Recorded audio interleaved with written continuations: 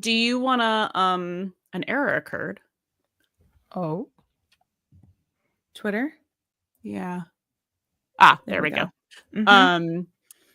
I was going to ask Syl if she wanted to rotate reading the article with us, or if she just wants to listen to us. I will read. Okay, cool. I guess. You don't have to. It's not that. It's the I can't see. Hello? And I just have to turn TikTok on. Oh, yeah. I mean, this is going to be out of the frame, so I can bring the monitor closer. You can bring it as close to Whatever you you as want, you man. want. Whatever you Yeah, want. but I don't want it covering me. Because is this episode title too long for a TikTok? Okay, here we go. The fuck? Just take out 911. No, it's like it's taking out like most of it. Oh. So I'm just gonna put Buddie post 809 crash out party because yeah, that's fine. Wait. Yeah, okay. So weird. I feel like we've had longer names, but maybe. Did you ever I'm get full the of background cancellation, reduce background noise? Oh yeah, that's been on. That goes on the whole time, like while we record our reactions too, because I do minimal audio editing to those. Mm-hmm. So can you tell me how much of the crinkling you can hear? A decent amount. No, but you can. It's just fine. Eat it. Just It's open fine. it and pour it on the table. Hi everyone. We're hungry. If you see me eating Chinese food, it's because I was Meg. Oh my god. What did Meg say? You guys she said finally. Oh my god. Hi Brittany. Hi Sammy. Sammy. So I'm reading YouTube mostly and StreamYard, and Han is covering Instagram and Instagram. TikTok. I'm also trying to look at Twitter. Sammy says, "Let's go." I'm screaming, crying, crashing out. I don't know what to do with myself. Alexandra is here. Hi. This is just a warning that if you have misophonia, we're going to be eating a little bit because like I was nauseous beforehand. I could barely eat. So I have some Chinese. I've got chips. Snack. Rachel's going to need to snack at some point. We're going to be here a little while. I had dinner. Thank you very much. Yeah, but you're gonna be hungry again in like an hour.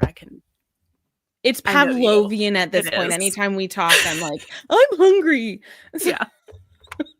100%. So yeah, Sachi.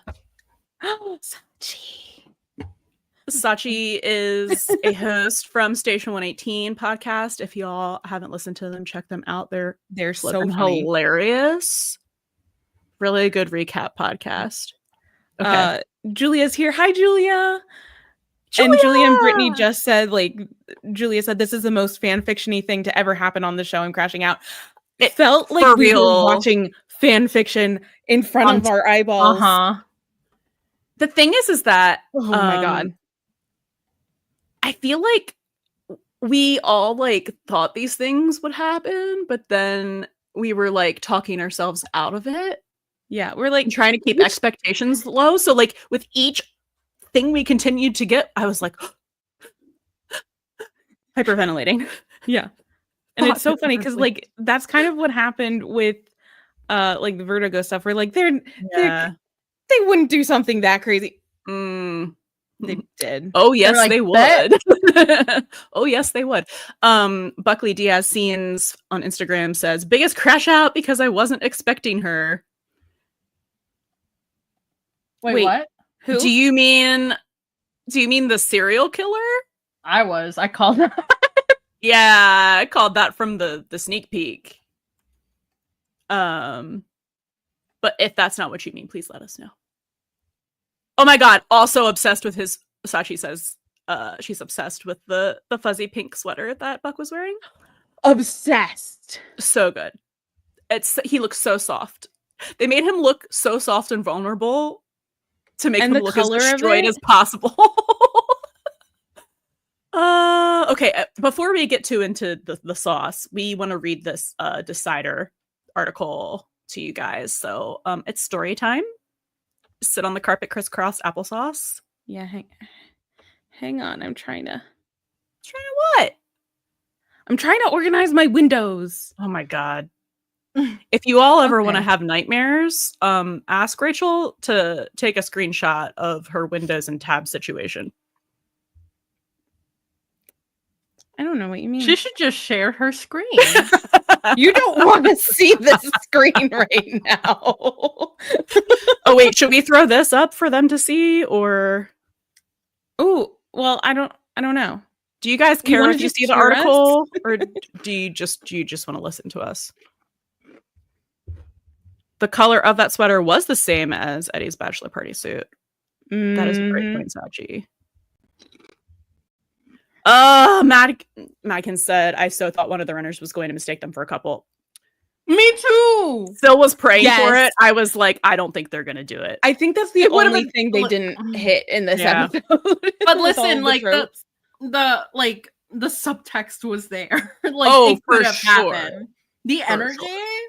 all of that. It was there. Oh, Everyone trying to sublet that place was like, okay, this man's husband really doesn't want to move to Texas. no. Okay.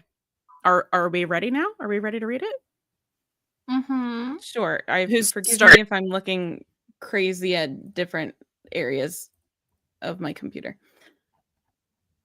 Okay. Are we doing paragraph swaps? Mm-hmm. Okay. Yeah. Rachel, Who go. wants to- Oh, okay. So this is from The Decider. So it's written by Nicole Gallucci. The title is 911 Boss Tim Minear teases show's scariest episode ever, Eddie's Texas move and other ambitious season 8 two-parter. Okay, so more than 3 months after 911 embarked on its mid-season hiatus in November 2024, ABC's hit procedural drama made its highly anticipated return with season 8, episode 9, Sob Stories.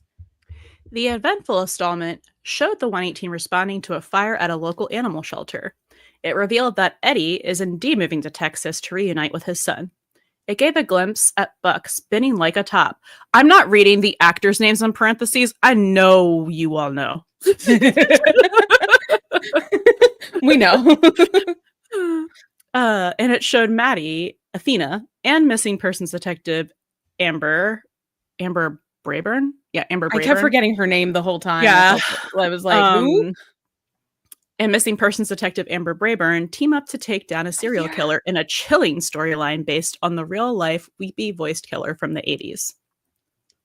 While the team seemingly closed the disturbing case right before the end credits rolled, in true 911 fashion, Amber snuck into Maddie's home, knocked her unconscious, and dragged her away in an apparent kidnapping.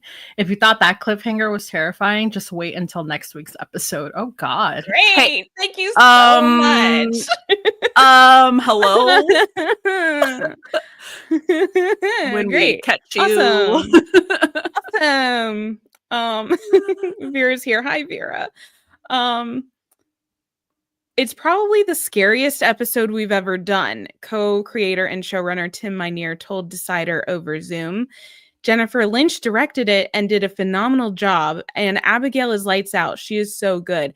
Jennifer Lynch directs next episode? Oh, we're in for it. Okay. So Jennifer Lynch also did like all of like Hen Begins, Chimney Begins, Bobby Begins, and we know this because we're just we're Like- in for some very laser focused, which we already knew, but but some very laser focused Maddie work. Yeah. So. The Scream reference at the end. Ooh, Yeah. Yes. While Brayburn's motives aren't entirely clear when Sob Stories ends, Minear promised more impressive duality from Spencer ahead. She's more than one person, as we will discover. Abigail is going to blow your mind in episode 10, the showrunner teased. And no surprise here, but Hewitt is astounding as well. In celebration of 911 season 8 return, Minear broke down episode 9 with Cider, teased what's next for Maddie, unpacked Buck and Eddie's palpable tension, gave a look at the eventful season ahead, and more. Palpable tension. Okay, sorry. This is gonna be littered with our commentary, but Just assume if it's a hee hee ha ha, it's not Tim. I mean, if he had hair, he would be twirling it, right? I'm kidding. Okay. If he had Harry be twirling it, wow, sick burn. Meg, are you here on TikTok and Instagram? Palpable is an understatement. Sammy says, yes, absolutely. Okay, so I'm going to continue. This is the first question. So we have to start at the end of 809 with that major Detective Amber cliffhanger. Tell me a bit about how the great Abigail Spencer got involved with the show and the duality we can expect from her in what I assume is a terrifying episode 10. And Tim says, it's probably the scariest episode we've ever done. What's happening? Rotate. Oh. Oh, I thought we were gonna take question and answer. Yeah, answer. this is question and answer. Okay. This is question and answer. Okay. This is probably the scariest episode we've ever done. Jennifer Lynch directed it and did a phenomenal job. The whole thing was based on the weepy voiced killer, a real serial killer from the 80s, and Abigail is lights out. She's so good. The way she got involved is that Sean Dawson, our casting director, was like, I think she might be available. And so she came in and just owned it. She's going to blow your mind in episode 10. And by the way, she's all those characters, right? The empathetic, determined detective and the violent kidnapper. She's not putting it on. She's more than one person, as we will discover. What the hell? Hold on a second.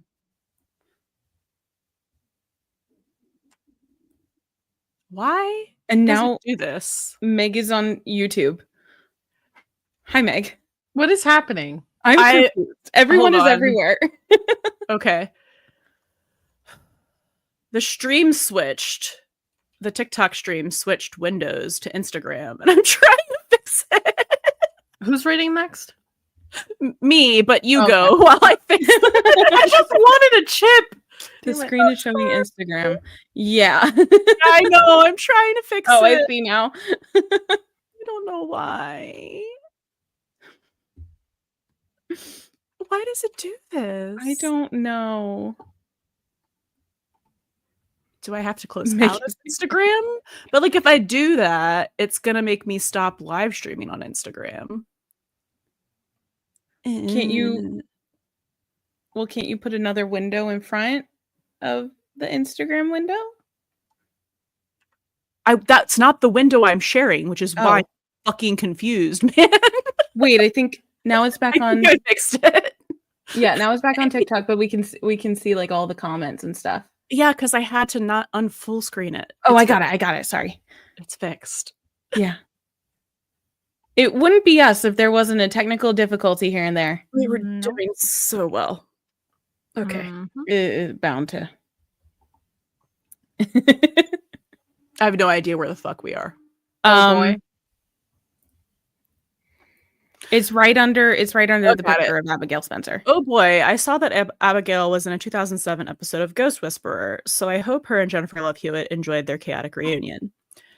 Yeah, they worked together before, and the entire cast fell in love with Abigail. Kenny Choi was texting me yesterday saying, we should bring her back somewhere. Wait, were you sharing the article the whole time? No. Oh, it's on there. Why? I'm sorry. StreamYard, you're drunk, go home. Actually, it's not StreamYard, it's TikTok. What the fuck is wrong with you, TikTok?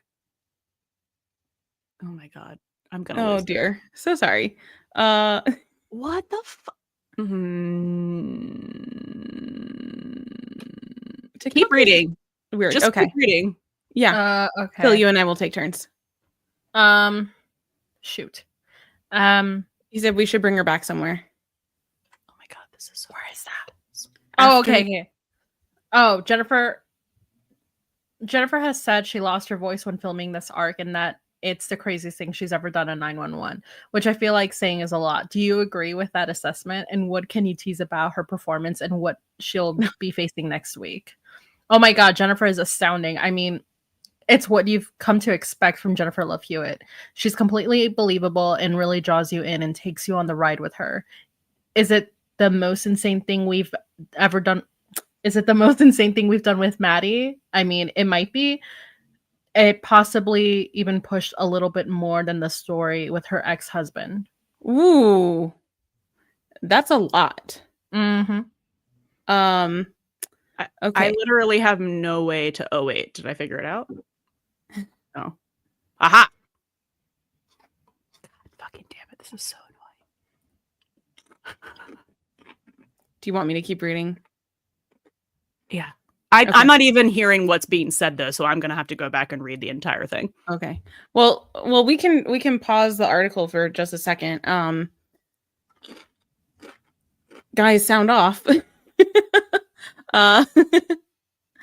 Some initial reactions. While we wait to figure out what's going on here. Literally, what the fuck? I literally need to rewatch every single Buddy scene that I've seen Right? today. Did I find it? Did I find it? There were so many. Aha! I need to look at their facial like expressions because there's so much. Like they turned that tension like Yes. to like I don't know. Like up to 11. I need y'all to keep an eye on the TikTok comments too. I will. And let me know if people say that shit's fucked up again. Yeah, I'll let you know. But it shouldn't be because I'm sharing one tab. So I don't know what's happening. Yeah. It's okay. Oh, Where are we? The article, it's the one right under the picture with Jennifer Love Hewitt being angry and upset. Being angry and upset. Yeah, everyone's like same cell. Oh, Vera, you want to check Hulu for sure. Okay. Keep the buddy scenes coming. Is it my turn? Yeah. Oh my god. It's whoever's turn. Go 85 ahead. years to read this. Oh, so we're terrified. Even before the kidnapping, Maddie was going through some serious emotional trauma during those 911 calls. She told the killer at one point that she could relate to him. She was flashing back to when she left Gian, and she felt so guilty when he died. After Maddie had such a challenging postpartum journey, what made you want to have this installment for her when she was pregnant again? Tim said, in actuality, probably for almost technical reasons. In other words, I wanted to honor her postpartum journey from the first pregnancy, but I didn't want to repeat it. So the fact that that's built into her backstory and into the lore of her character, it serves as a lever of suspense in the next episode, and you'll know exactly what I mean as soon as you see it. Well, I'm sure we will. Mm-hmm. Once we see it. Once we see it. Yep. Before the Maddie storyline was even revealed, you said Buck would be spinning like a top this season. We see that a bit when he realizes Eddie is serious about moving to Texas. The tension between them in this episode reminded me of that jealousy we saw from Buck in 704 Nicole, yes, which led to Eddie's basketball injury and that conversation between him and Maddie. Why do you think Buck is having such difficulty expressing himself when it comes to situations like this involving Eddie? And will he continue to explore those emotions as the scene progresses? Sorry, that was a very long question, but an answer that we all want to know. I see your Yeah, he will definitely have to confront them this season. I think it's because that's just Buck's character. In the beginning of the episode, even though it's going to hurt him, he doesn't want to be selfish. He wants to help Eddie do the thing that Eddie feels like he needs to do. So he's going to put his own feelings aside. But as soon as he overhears Eddie say something to prospective renters in the house, he kind of takes that as an excuse to lay down on the floor and have a tantrum. And Eddie calls him out on it, which I liked. Eventually, Buck does admit he's having trouble with the idea of Eddie leaving and helps him out immensely by renting his house. Eddie's face goes on such a journey when he realizes what Buck did for him, and he doesn't say a lot in that moment, but what's going on in his head? What's going on in there is that he's moved. I mean, Ryan's performance in that moment, I know, is so good. Ryan and I talked right before we shot that scene, and it was scripted a little bit differently. Eddie wasn't really mad when Buck showed up. he's just like, you need to go because I have someone coming to see the house. And Ryan said, can't Eddie just yell at him? And I'm like, actually, that's a great idea. I went back in and I revised that right before we shot it so that he could be like, you know what? No, this is what you do every single time. So I think that really helped him get to a place of, I'm really frustrated with you right now. And then when he realizes what Buck is doing on his behalf, and he's surrounded by all the 118 at that moment, these people that have become his family that he's about to leave. Ryan, just like you said, nails it right in that moment. He didn't need to say anything. And that's what it always comes back to. They don't have to say things to each other. They need to say things to each other. They need to. This is because they usually don't. Yeah. So they think this is like just normal, but they have to actually talk about this. Also, if you haven't seen our astrology episode, or if you're a non-believer in where we think Buck is, Sachi. This reaction, I didn't know people there was somebody who disagreed. I don't even know if Sachi actually disagrees. I think she was just trying to find every possible answer, and I don't think she ever came to a conclusion. She was also trying to make me lose my fucking mind with every worse iteration of option. There was like a Virgo in there at one point. Made me want to leap off a building. Anyway, yeah, you did go a little insane, but it's okay. Anyway, so for those if you don't know, Buck is a Cancer moon, Libra sun. If he was a Cancer sun, when he found out Eddie was moving, this would have been the reaction then. It would have been like the immediate first reaction, right? It would have been the fandom reaction, which was like, have you even talked to Christopher? Like, did you think of anything else besides like just leaping to this? Like, what is your problem? Like, it would have been some barbed lines and then storming out. Oh yeah. That's what would have happened if he was a Cancer sun, but because he's a Libra and he's trying to keep that peace. Yeah, and he's trying to keep the peace. And he's always, oh my God, they're like the ultimate people pleasers. Meg says we are normal hand. No.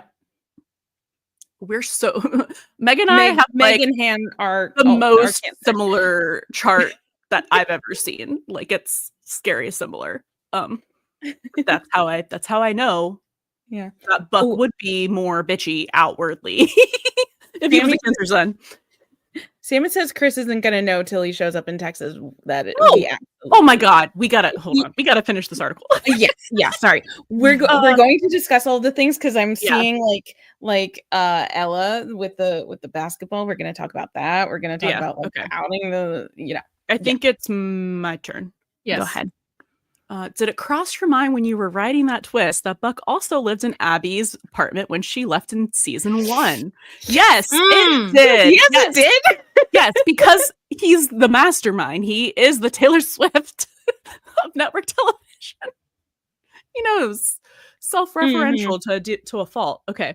Yes, it did. And I had even more reference to it later, but that ended up falling out. What do you mean, Tim? What do you mean, Timothy? What do you mean there was more?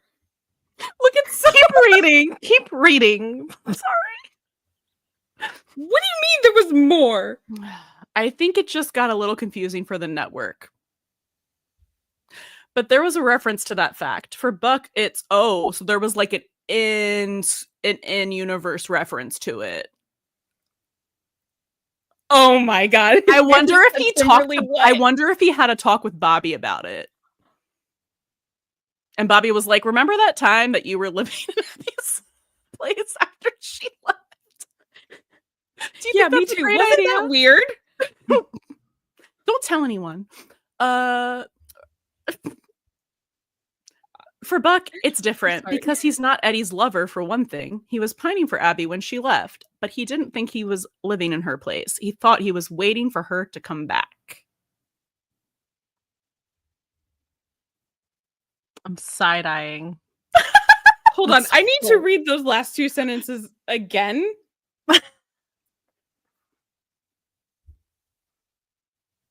Okay.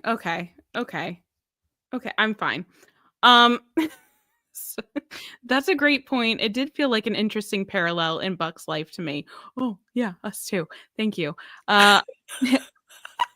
Oh, this is, sorry, Z on Oh. TikTok asked what article this is. It's the Decider article with Nicole Gallucci interviewing Tim Enier. Yes. That's a great point. It did feel like an interesting parallel in Buck's life to me. And he says, I'm glad you noticed it because I did too. What's different here is Buck is staying in Abby's place meant he was expecting Abby to come back. Him thinking of taking over Eddie's lease means that he's resigned himself to the fact that Eddie is not coming back. Say psych. Say psych right now. Yeah, we are also going even more insane. I can't believe some of these words that came out of his mouth.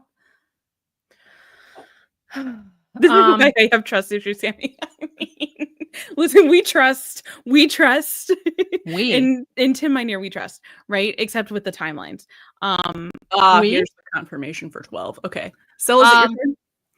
Anyway, just to clarify, for anyone concerned that Ryan may be leaving the show, we're definitely following Eddie to Texas, and the door for him to return to LA is open. It's absolutely open, and we definitely follow his story in Texas. He's got a great story in Texas in episode 12. I have things to say about that when we're done with the article. But first, we'll have to talk about this episode. Yes. Mm-hmm. Oh, is it my turn? Yeah. Again? Yeah. I imagine there's going to be a real adjustment period for him as he tries to find his place in this life that his parents and Christopher have built. How do you think he's going to cope with that adjustment, especially with his support system so far away? Tim says he stumbles a little bit for sure, but he gets up pretty quick. Did he trip on a tree? No, the tree falls on him. Mm-hmm. The tree falls in front of the car or on the car. We'll talk about it. Rachel. There's a TikTok that's been making the rounds online and shows Buck and Eddie hugging next to a U-Haul truck. Was it tough to see that leak? And he says, I'm not too precious about that one. Somebody was filming from across the street, as they have a right to do, but it's not so much a spoiler because in the episodes leading up to Eddie's departure, he's saying he's leaving. So yes, that is their goodbye scene. And that's why I wasn't bothered when it was like, I was like, he's going. Yeah. Yeah. Speaking of goodbyes, we talked about Buck's abandonment issues last time. On top of learning he'd be losing Eddie in 809, he said goodbye to a very sweet dog. I know you mentioned Buck would find some sort of temporary distraction to deal with his emotions. Was that the dog, or is another distraction coming? Oh, there are other distractions too. This evil man. See, I'm telling you, this is why I don't trust him. Sure. I'm so sure.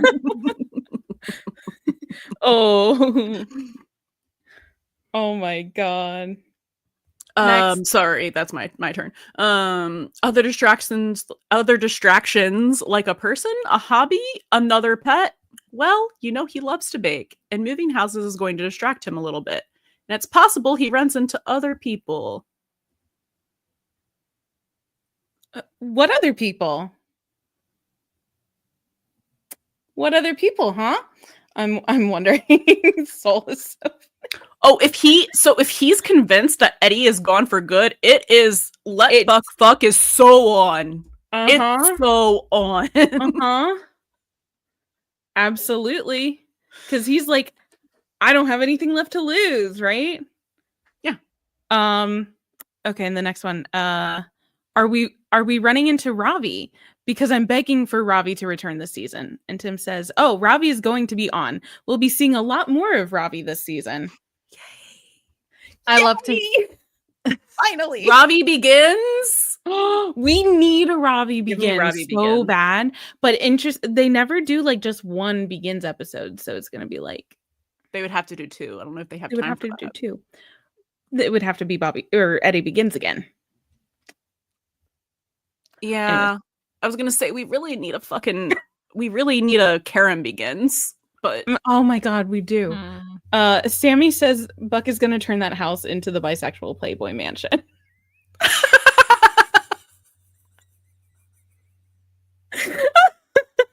Incredible. What a thought. What a thought.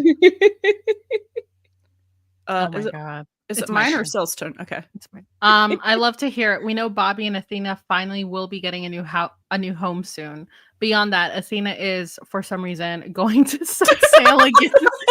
I love. Okay, Nicole Gallucci is the writer for The Decider. She's fantastic. She asks so many good questions. Yeah, All of the beyond that, journalists are really good. Oh my Sorry, god. Sil. Hi, Soul. So funny. Okay, going to set sail again in a Dr. Odyssey crossover episode. Was Angela Bassett excited to get back on a boat after Athena's Oh my last God. experience? I don't know if Angela was. Athena certainly wasn't. The idea of her having to go pick up a suspect and seeing where she has to go to do it is not a thrill for her. Oh, that poor I'm woman. sure. That poor woman. No mode is safe of travel. No.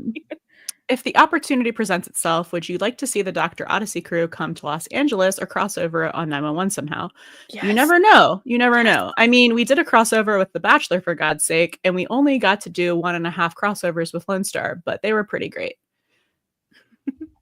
No, they absolutely need to. And fingers crossed for 911 Nashville crossover, of course. We covered an Athena adventure. In terms of Bobby, you said you're hitting the house hunting storyline pretty hard in episode 11. Could we expect to meet more of his family then? He says, yes. In episode 11, you'll meet his mother. She's played by Leslie Ann Warren, so I'm very excited. This is the Holy Mother of God episode. And you'll meet his older brother, Charlie. So both characters that you met in a flashback to the 80s last season, you'll find out what they're up to. I'm so excited for that. I can't wait for a Bobby and Eddie AB storyline in 11. That's going to be so good. I did see a rumor of Sean O'Brien could be playing his brother, which is exciting too. And Tim says, I don't know. Which means yes. Speaking of episode 11, I heard that a mystery cast member directed. What was that experience like for you and the cast to witness such a milestone moment? Oh, I'm happy to tell you. It was Aisha Hines! Yes!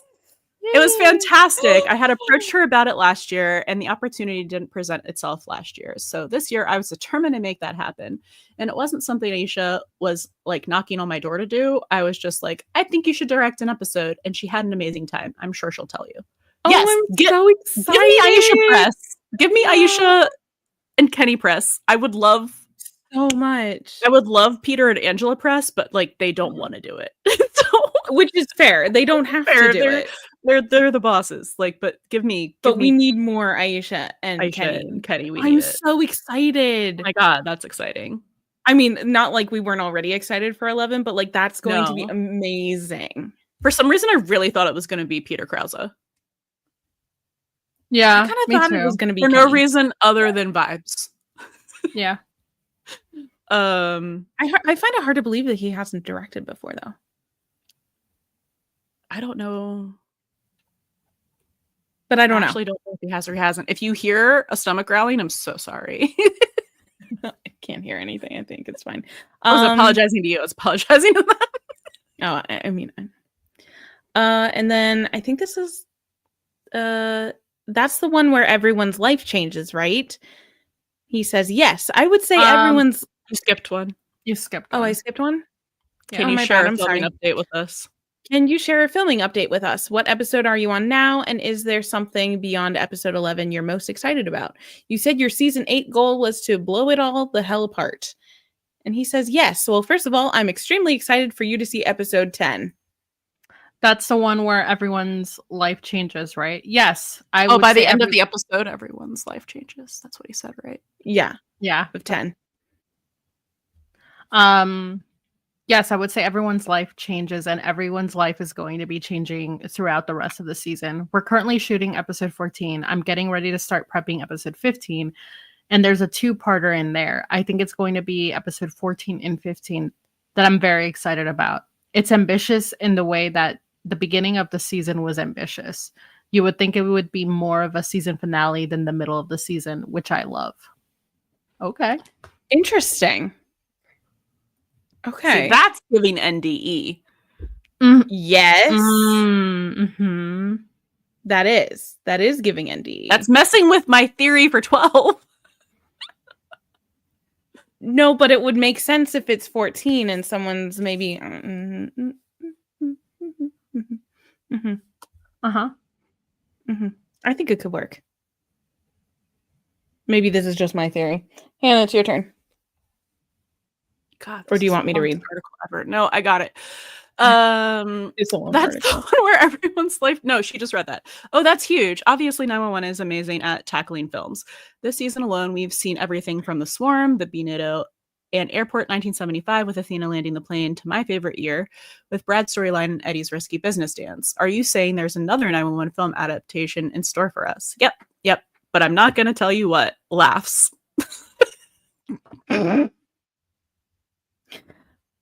Oh boy. Oh my Over God. under on it being a horror film? Good odds. Uh-huh. Good odds. Yes. Whose turn is it? Isn't it Rachel's? Rachel, do it. read.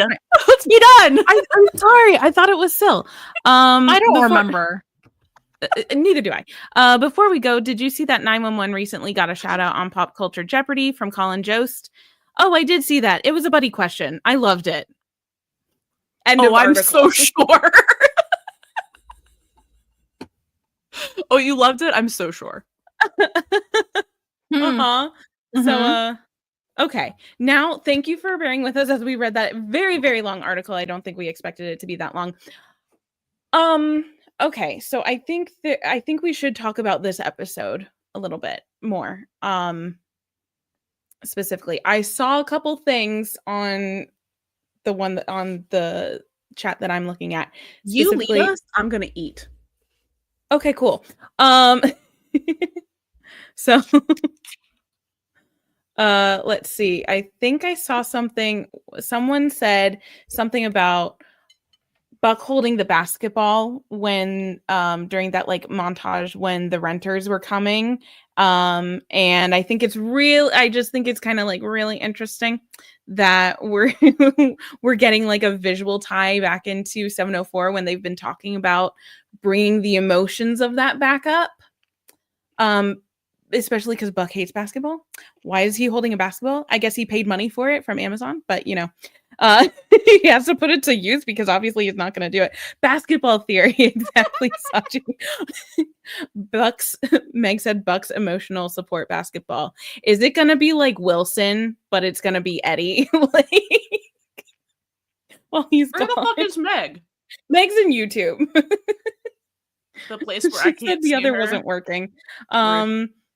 And I think there was also, was it Ella? I think someone said about when Buck and Eddie were kind of having that confrontation and Buck was saying, I didn't mean to out you to Bobby. Can we talk about that?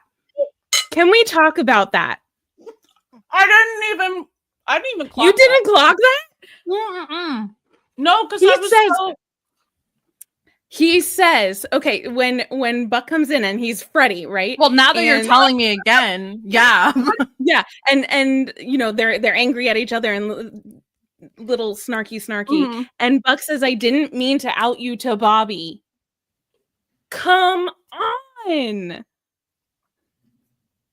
Oh, Brittany, thank you. Like, insane word choice, totally intentional, foreshadowing for later. Oh, yeah. I was just gonna say that. 100%. I have to Notice say right really away, yeah. quick that for a fleeting moment of insanity, when he said the name Freddy, I was like, are we actually getting this doppelganger who lives in Eddie's house and Buck starts fucking him story?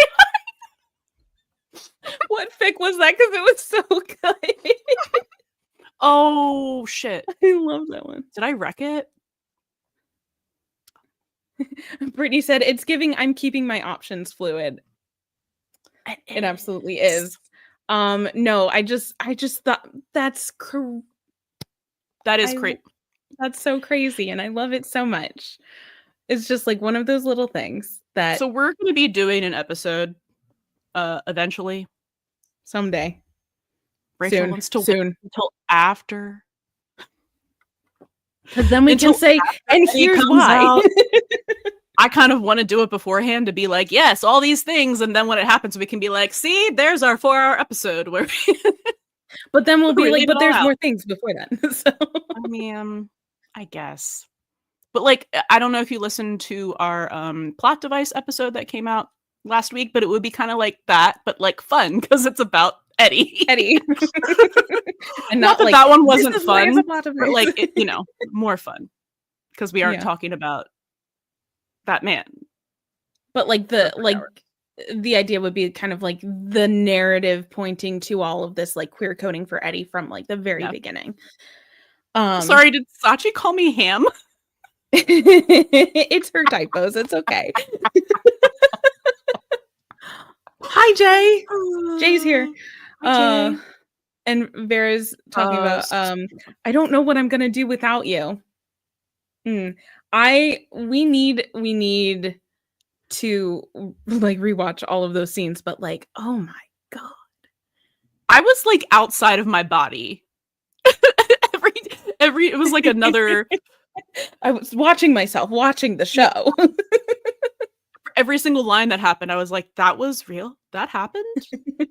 This is still happening? There's more? I'm trying to find that fic. Continue to talk. Yeah. I don't want to forget about it. Oh yeah, and there are bound to be a lot of parallels. I'm sure like Brittany wants to do a parallels episode. We will let you know. There's so many parallels. It has to be like narrowed down to a particular thing. Everybody seen Shot Me in the Chest, I swear. I mean, yeah. It was like we were watching fan fiction in front of our eyeballs. Can't speak. Sammy says, I feel like I'm being gaslit because a part still don't think it. Oh, because some part of you still doesn't think it's happening. I think because I am also like I'm optimistic, but I'm like cautiously optimistic. No, but see, that's the thing. So like Rachel has always been like, I can watch things with shipping goggles, but also turn them off or like take them off. She's not doing that. No, because the narrative. No, she stopped doing that the moment we were like, stop doing that. We can't even look at this from another angle anymore because all the narrative is pointing here. Yeah. Mm-hmm. What the fuck was I gonna ask? God damn it. Ooh, Shadowbat says, I think we're going to meet Eddie's best friend from high school, who is now openly gay, and he's going to make a comment about how him and Eddie were practically dating, but just on the DL. I would love to see that. I'd love to see that, yeah. Yeah. Oh, hi, Audrey. Audrey says, I literally don't see how they could possibly write themselves out of this. That's the thing. I think they are purposefully writing themselves into a corner so they don't have anywhere else to go. Well, and I think they're doing that for the general audience. Yes, they have to. I think they're doing it equal parts for the general audience and because like Buck coming out and the radical self-acceptance immediately and like not questioning it is very Buck, but not Eddie. What? Hold the presses. There is a Oliver Stark interview. Is it out? Oh, Cats is out already? The video? I have no idea. We're gonna screen share TV Insider. We are absolutely screen sharing. Okay, please hold chat. Can you link? I wish I could find the actual article because of course. Hold on, do you need me to find? If it's from TV Insider, so if you can find it, I have the video. Oh. I don't know if it's a full thing. The video I need to plop up on the screen. Or you can plop it up. No, you can. You can screen share. Hold on. If you want. Oh. Or I can. Where is the video? Okay. If you're asking me. Hang on one second. Maybe it's being blocked by my ad blockers. Aha! Yeah. Every time I read an article from our Buddie profile, I have to open an incognito window. Okay. Can I share screen? Yes, I'm going to share that with sound Okay, I think I'm gonna make it big. Make it big and us small. Yeah. What? They don't need to see what? Make it big, like full screen? Yeah. Okay. Make it big and us small. They want to see Oliver, not us. I want to see Oliver and not us. Is this big? I'm confused. Why is it in the corner? Why is it tiny? I don't know. Hang on. That's as big as it's gonna get. Weird. That's what she said. Why are you small? Well, we don't know how to work technology. Okay, Wait, just I hope press this play and works. see what happens. Okay. I'd like to end it all right now. What the fuck is happening? Why is it so tiny? I mean, that just sounds like a usual week for Buck on 911. You know, he's got some things to work through. That's turn for it up, sure. Rach. You know, it's a character that's faced a lot of abandonment in the past, and this is for sure, as we see during 809, you know, gonna for him. My bad. So it's a bit of PTSD on the abandonment front. Turn it up. But It said you muted me. Accidentally, but I was trying to turn the volume of it up because normally I can adjust that, but apparently not. No, it's Maybe all the way you up. have to because it's your thing. But it's all the way up. Well, like in the app, I meant on StreamYard.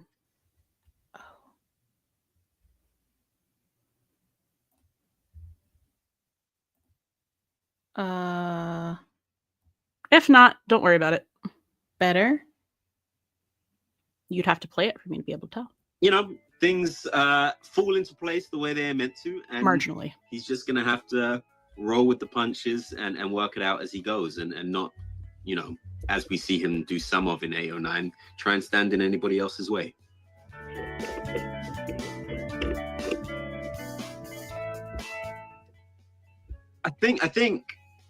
I don't think Eddie means it, right? I don't think Eddie means it in a hurtful way. I think he means it in comparison to his son.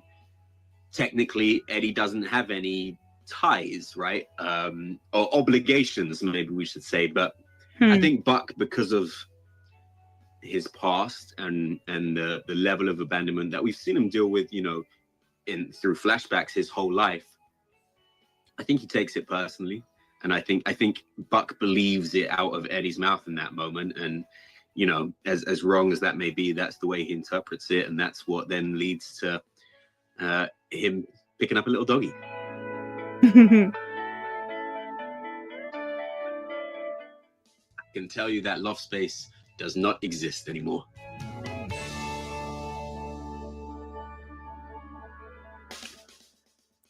Slightly different from what we've experienced before.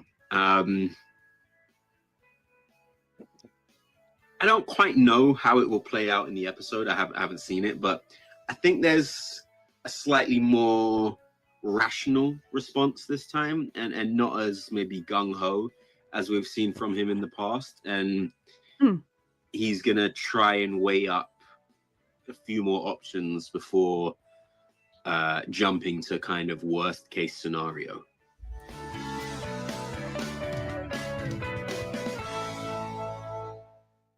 So first of all, on Abigail, I only met her one time. You know, we didn't have much interaction in the show, but she was very lovely, and it was nice to have her on the show. G is not taken, and in actual fact, G is key to discovering Maddie's disappearance.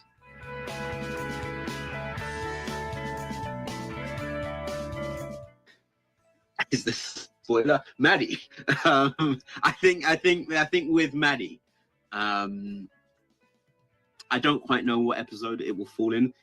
Currently it's 811, but I think yeah, with Maddie is the answer to that question. It's something that Buck considers to be ludicrous, at least on the outside, and you know, kind of is a conversation he never thought he'd be having. I hate that they're not giving audio of the questions because Yeah, I'm missing. I mean, you know, we've seen at the end of 809.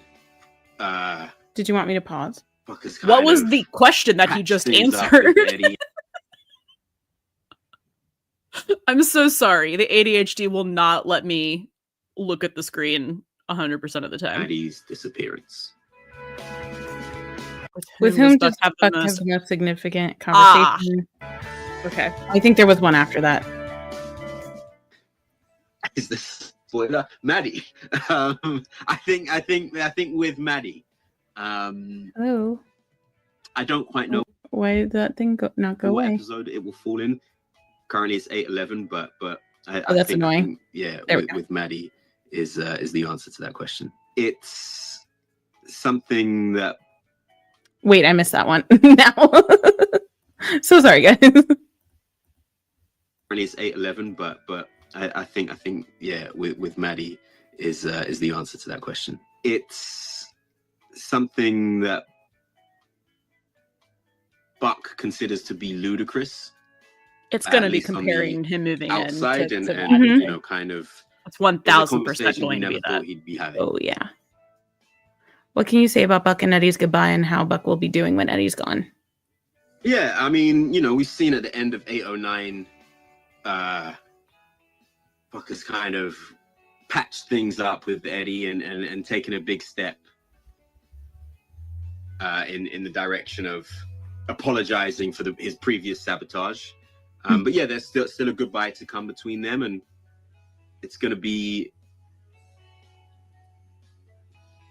find that line between emotional and sad, but also, you know, you have to go and do this thing, and I understand that, and I'm happy for you. You know, he says at the end of 809, you to where you belong, and that's not geographically where you belong, but it's with Christopher.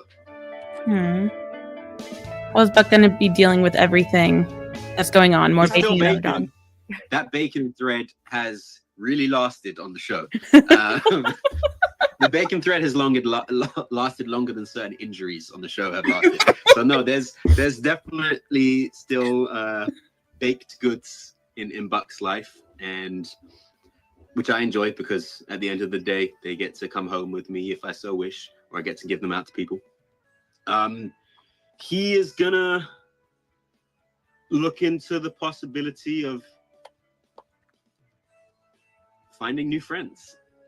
And you know, working out if Eddie's gonna be away for a while, who am I gonna spend my time with? And that's gonna take him down some fun avenues. Interesting. I'm gonna have to watch this entire thing again later. Yeah. His love life is gonna flick on for a moment or two, and you know, see how that feels, and if he's doing that for the right reasons or not, and if he's acting in a way that he feels morally is the way to go about things. But yeah, it's certainly part of his adjustment period that he's going to go through. Which ABC show do you think Buck would have the most fun? I've never seen it, but I just saw a trailer for Will Trent. That thing looks really fun. I think I could see Buck running around with him, getting into some chaos and exploring Buck's crime fighting side hobby.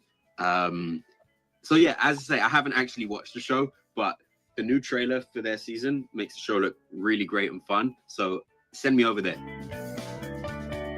Any major rescues that you can talk about or about? I would say for the whole 118, there's some really, really big, dramatic emergencies kind of midway through this back half of the season that are really pushing the kind of envelope on how big we can go again, and almost feels like a premiere or a finale, but it's not quite, but just in terms of like scale and epicness. So that's been really fun. Anyone ending up in like a life or death situation? It's 911. What do you think? Evil British princess. Yeah, he's certainly well known around the hospital halls. Okay. I put it into Instagram, but I can't like link links, I think, anywhere else except maybe Twitter. Maybe I could do that. But Mhm. the fic I was talking about, I DM'd Chrissy because Chrissy is like an encyclopedia. Yeah. Fic. And I know that her and I talked about this. But Mhm. I was like, what's the one? And she was like, LMAO, it's Sinkhole by Marvelous. That's what it is. Less. Yeah. It's actual insanity. No, is it's so good. insane. It's incredible. It's so good. So, a lot. I was trying to like read some of the comments as we were watching this, and it's just like Audrey says Oliver's gonna be struggling to answer questions without outright saying the obvious. The feelings realization that's imminent. Yeah, and the ghost of Abby continues to haunt the show. Yes. And the shadow. I need the Winchesters to get rid of the ghost of Abby, please. Can they get rid of Shannon's ghost too? Mm-hmm. 2 for 1 special. That's the crossover they need, honestly. Lauren, that interview. I know. I can't scroll up well on TikTok, so if you said anything you want me to actually see, please say that again. is before Z saying this is the craziest answer so far. Say it again. Yeah.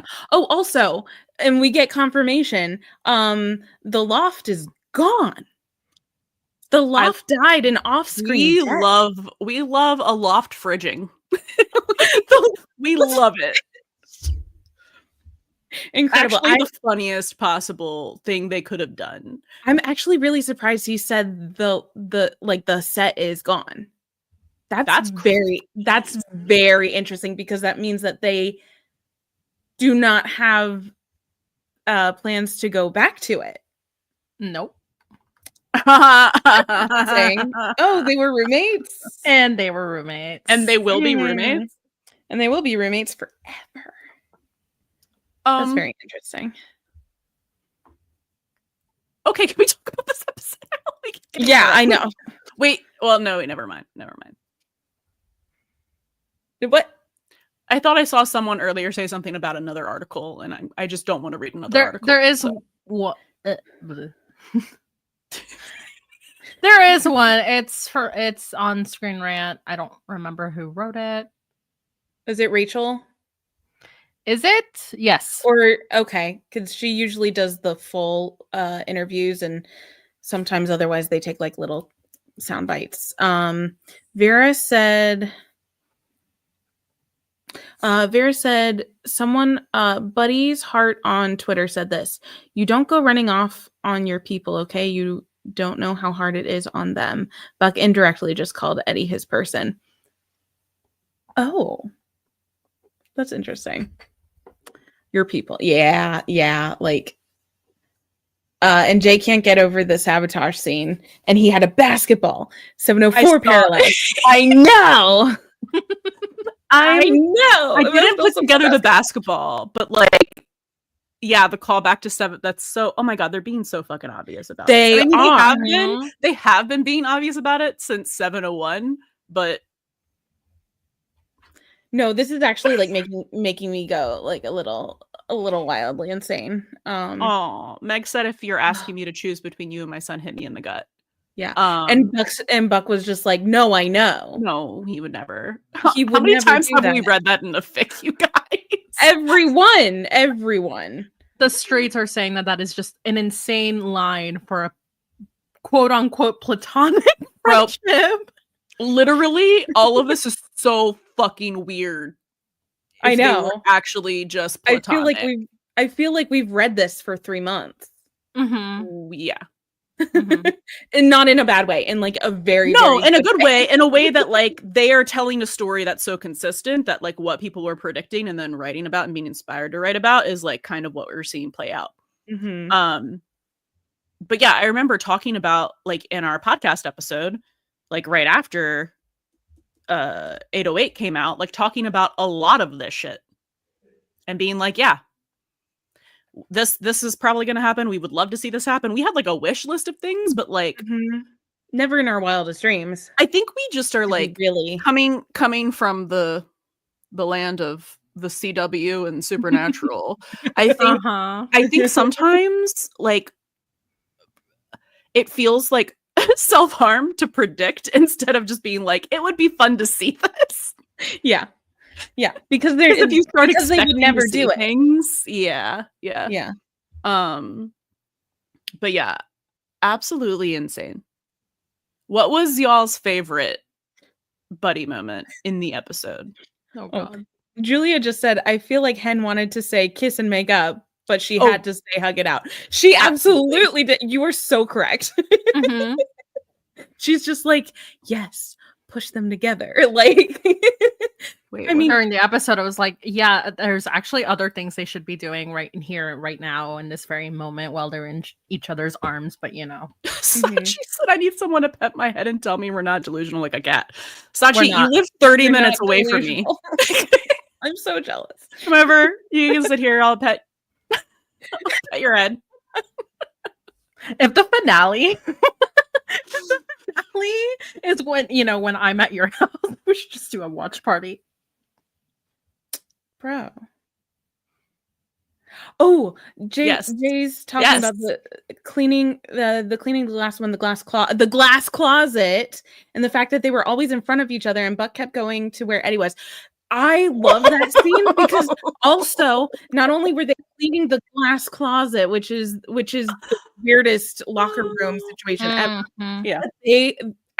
They were on the same side, right? They were on the same side, and then one of them, Buck, went over to the other side. So they were on different sides, on opposite sides. So it shows that like division between the two of them as like a physical object. I loved that scene. God. Again, I need to rewatch everything. I need to rewatch it. Right now, my immediate favorite part of this is because we don't get to see this side of Buck often. And I know that like Eddie said the line, like, you always make it about you. And like, I believe that to mean like in these big moments, right? Where like other things are like big happening to other people and Buck makes it about him. But it's like, this is just how his feelings come out because he bottles them up until the point that he literally can't, or he feels, or his PTSD, his CPTSD from childhood gets triggered, and then that side comes out. So like me as a Cancer sun, seeing that Cancer moon that he tries to suppress so hard pop out is my favorite thing in the world. I love watching him be petty. I love watching him just be That's one of the best. Just be bitchy because I'm like, because that stuff is my immediately like, oh, if this happened, this is what I would do. This is what I would do. So the whole time was just like, yes, get him, do it. Yes, love it. Shadow just said something really interesting. I feel like Eddie was so relieved when he found out Buck was going to sublet because he knew he could come back. I think you are so right there, and I think this is going to be so interesting because this means Eddie thinks that he can come back. Buck thinks that Eddie is going away forever. Yeah. And so they're totally on different different disconnect. sides here. Sounds like a disconnect, and we saw that physical disconnect with the glass wall. It's going to be like we never really get miscommunication between the two of them because they're so like on the same page. That's what we talk about so much. Yeah, we got communication for 20 minutes. And that's I mean, and that's one of the things that we've been talking about with this season, how they haven't actually communicated about a lot of stuff because normally they don't need to because they're able to be like that quiet space for the other. But now that's moved territories from like not communicating about stuff into actually like being kind of harmful for their relationship because now it's going into miscommunication territory. And that is so romantic trope coded. And I think it's going to continue. So like, think about it this way. So like, Eddie comes back. What does Buck think is gonna like? What do you think is gonna his reaction to that? So like, yay, he's coming back, but wait, does that mean I have to move out? Yeah. And then Buck has Eddie, to find a new home. No, but the thing is, Eddie, like like he has to like in this scenario, like he has to tell him, no, you can stay here. You can stay. I want you to stay. Stay, good boy. Sorry. Rachel. Sorry, Meg said in response to what I was saying about Buck, because Meg and I are the same person. Mm. She said same. I'd think I was being so cool while crashing out so hard. 100%. And you know how like Buck passive aggressively outed him, right? And then like thought everyone was gonna have his back and like also be like, you're leaving? And they were just like, oh. But they were normal because they're not in love with him. They're normal. Yeah, Brittany says, where is he gonna crash? So like if Buck thinks that he has to like leave Eddie's house, Brittany said, where's he gonna crash this time? With Bobby and Athena? They need their own house. I can't believe we got Buck giving up his loft, getting a new house from Eddie before we ever saw a new Athena house. That's so funny to me. I mean, they're building it, so that's I gonna take a know. while. I know. Off screen. Is Buck gonna sleep in Eddie's room while he's there? How much do you want to bet he's sleeping on the couch? He's not gonna sleep on that couch forever. Not forever. But if they show us Buck sleeping at that place with the couch, it would be on the couch, because otherwise why are they showing him sleeping there? Somebody was like, no reason the U-Haul the U-Haul I think he'll make it to Eddie's bed too, Meg. Sorry. No, but okay. No, can we talk about this though? Finish. Can we talk about this? Let's still finish. Oh, I'm sorry. I interrupted her and then said sorry. I'm just trying to make sure she's not interrupted anymore. Yeah, no, something about it was just something about like how small the U-Haul is, and that like Eddie leaving all of his stuff. So because Buck's there, he's like, I can just take the essentials, basically, right? Because he's not going to take any of his furniture. Like he's probably like, if he's subletting. Yeah. Like he leaves everything leaves furnished. All of his shit. So with that, the couch is still going to be there. And would this technically be the first time Buck has like chosen a sofa for his own, kind of, but not really, because it's also still kind of inherited. But I don't know. There's a way to go around with that. Art by Anna's on Instagram said it feels like with Abby, Buck is moving in Eddie's house waiting for him to come back. So yes, that's what I would think, but apparently Tim Minear, who is a known liar, affectionate, some with affection, who is a known liar, because they have to lie in these press interviews. Yeah. But he said that it's that he thinks Eddie's gone, like that he is like moving for good. So I don't think he's waiting for him to come back. Like I think he thinks he's not coming back. Does he want him to? Is he desperately missing him? Yes. Yeah, of course. Is he fucking half of Los Angeles? Did not think about that. Also, yes, probably. Maybe. What if the only thing Eddie takes with him is the couch? Sachi! You're so evil. Wait. Oh my god, I just remembered about how I just remembered about how when they're washing the locker room glass closet windows, and Eddie tells Buck that he already put the down payment on the house, and Buck was like, it kind of looks kind of run down, and Eddie was all like, yeah, it's a fixer-upper. What a metaphor for himself, right? And but like, how is he going to fix up the fixer-upper without the fixer, the guy who likes to fix things, there with him? So that was just a thought. I don't know. It's also like that that throwaway comment about like how Buck was like, what if we like took down this wall or whatever? It was kind of like, you know, it's giving what if like we took renovations together. What if they roll the stone away? Oh my god. All the HGTV references, absolutely. Listen, you gotta tear some stuff down before you build it back up again, right? To the foundation. And then I don't know. Rachel was like, that's all the references I have for Home Improvement. My That's me brain is done. like firing on so many cylinders, but also none of them at the same time. Good night, Meg. Night, Meg. Oh, good night. I love you. I'll harass you tomorrow. Good. It's a threat and a promise. Mm-hmm. Oh my gosh. Okay, I know that there's so much more to talk about this episode, but like I need to watch it again. Mm-hmm. Mm-hmm. Unless I know people have little questions. like bits, or just like we think about popping back things in and my like head. jump around. Can Yeah. we talk about, because I was gonna read them my theory, Mm. but do you think that even is gonna hold with 14 and 15 almost certainly being an NDE? Okay, here's what I was thinking. Right. So Han has this like grand idea, which is Yes. like, did you want to just kind of like give the Spark Notes version, or? I mean, the idea is Spark Notes. It's like bullet points. I don't know how to do TLDR.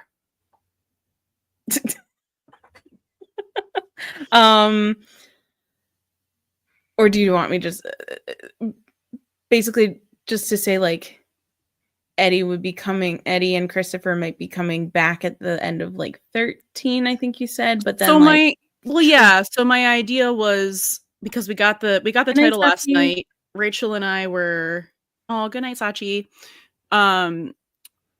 Rachel and I were on Voice doing podcast things. The title dropped. I love when the title drops when we're like recording or on the phone already. Mm-hmm. It's great. And then my brain immediately was like evil gay laughter. Because this was my thought. Eddie heavy episode. Eddie reconnecting with Chris, but feeling disconnected with Buck and vice versa. And then disconnecting with his parents like on purpose. And then like him and Christopher have a talk, decide to move back to LA. They call Buck because Chris is like, we got to tell him the good news as they're driving back from wherever they were having their talk. And then the tree falls and hits their car, falls in front of them, car accident, right? And then we've had the whole foreshadowing for the whole season of kids in danger. NDEs, and kid NDEs specifically. And so, and they keep reminding us that Eddie is like a paramedic. So I would think accident, because they love to like bring up past traumas, case in point, Maddie right now, and Buck's abandonment issues. But like the car accident is like the ultimate fucking trauma for both of them, kind of. So them getting in a car accident and Eddie having to save Chris, and then but that happening either while on the phone with Buck, or eviler, it goes to voicemail and it disconnects. Either way when they get in the accident. So then my idea was like from there 8/13 would be like Buck goes down to Texas, obviously. Either way, without being asked. And then it would be a whole Eddie confronting his parents, because it was just the whole thing to get the will brought up, basically. I'm always trying to get there, guys. I'm always trying to find true north. True north is the will. So basically with that, you were wondering, since we read that article from the Decider where Tim's like, 14 and 15 are going to be like a 2-part, almost like a premiere finale kind of big situation. How that's going to work with that. Shadow has an interesting thought that I feel like could work with what you're thinking. Okay. They said an all 118 NDE, but Eddie is still in Texas, so that's what brings him back. That would be really interesting too, right? And that would be interesting because he wouldn't have come back yet. I was kind of along the same train of thought where like maybe comes back early. Because here's my thing. I feel like they decide to come back before they actually do, because logically, I mean, I so sorry to bring logic into the show because it might not like be a factor, but like logically, Chris should stay there until his school year is finished. So like maybe they decided to do that, and then maybe that happens and they come back early. I don't know. Maybe he does like partially virtual schooling. I don't know. Yeah, or maybe he's like, "Dad, go back without me" or something. Yeah, or maybe he's like, I'll finish the school year, but I'll be back by summer vacay. Yeah. Which would be a good compromise. I think that would be kind of interesting because I kept thinking like, 12 is Eddie in El Paso, and then 13 is kind of like resolving that storyline. So either like 13, like end of 13, maybe 14, he would be back in LA. So that would be an interesting kind of timeline if it's like an all 118, which I feel like they're saying it's big. And then we got Oliver from that TV Insider video reconfirming that it's a big something like emergency situation. So Water emergency. What should be another earthquake triggering tsunami? I know. Another tsunami. Listen, the tree falling caused by an earthquake there. Oh, Shadow says, aren't we getting a time skip at some point? Yes, I think we are. I think we're doing the time skip between 8:10 and 11. Yeah. So like Eddie will have been over in yes. So Eddie will have been in Texas for like however many months. And Wave's time, because we're assuming 3 because they generally keep it like same time of year as we are in. So I think that'll be like after they recover Maddie, after Eddie leaves, and then we're gonna pop into 11 and just be like, oh, what's Buck been doing? What's Bobby been doing? And meeting his family.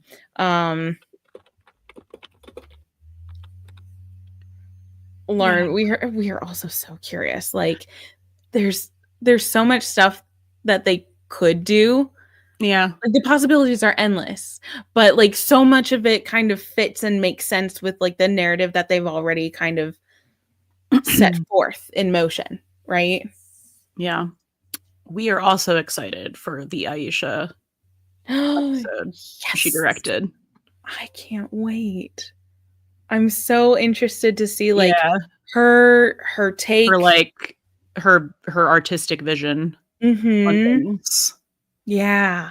Especially if Tim was the one to be like, yeah, you do this one. Like that. What a compliment that must be to have like your showrunner go up to you and just be like, yeah, I think you would be good, and like taps you for directing. That's so cool. Mm-hmm. What a compliment. Yeah. She is gonna eat. Like it's probably gonna be up there. And especially for an episode that they're hyping so much of. Or maybe we're hyping it. They keep hyping 10. Yeah, no, sorry. I just rolled my eyes because I was like, we know because Oliver brought it up in an interview, and that should have been the sign because he was so excited about it. I'm like, of course it's about his bestie. That's kind of got me thinking something too. Like I was like, oh, interesting. He's supportive. So yeah, so like the only things, and I've said this a million times, the only things that I'm sure of that are happening this season is Buck Feeling's realization and Eddie coming out of that fucking glass. It's locker room. There's so many fault lines in that glass. Like there's so many cracks. Breeze could blow the whole thing apart at this point. Like my dude. Oh my god. Yeah. Those are the only two things that I'm like, I know are happening. The rest, I don't know. But I'm excited. Yeah. Ooh. Especially because this is the midpoint, and this was the episode we just got. Like, crazy. Yes. Oh, and McMurrow said, can't wait for the Buck Eddie FaceTime calls when he's in Texas. Neither can we, especially during 8/12, titled Disconnected. That's gonna be so fun. Shadow says, I'm also so curious for Bobby's living family. Do they know Bobby got remarried, or is Bethina going to be a shock to them? I'm so excited we're going to be revisiting Bobby's family after seeing those Yeah, and I just rewatched them. gut-wrenching like flashbacks from last season. Yeah. It's gonna be really, really cool to see how, like, we've had so much of Bobby like coming to grips with aspects of his past. Yeah. But mostly the stuff that he's done, like the apartment fire and St. Paul, and not really his family.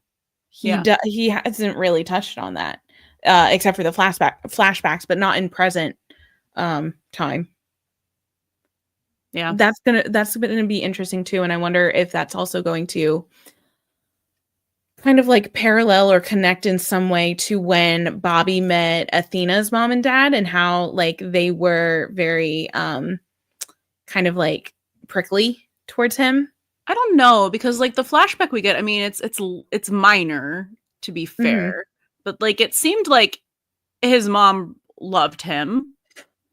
Yeah. And it seemed like his brother did too, but his brother, you know, was like in the asshole teenager phase, and he was getting beaten by his father, so like he was rightfully fucking like just done with it.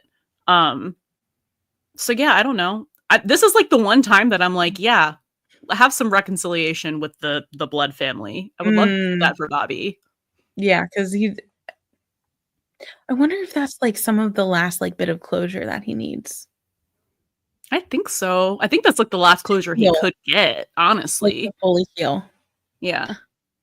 Oh, Shadow, that's so sweet. They said I needed this live stream. I don't know anyone else who watches this insane show, and I needed to talk about it. Hello, you know, we are always willing to talk about it. So glad you're here.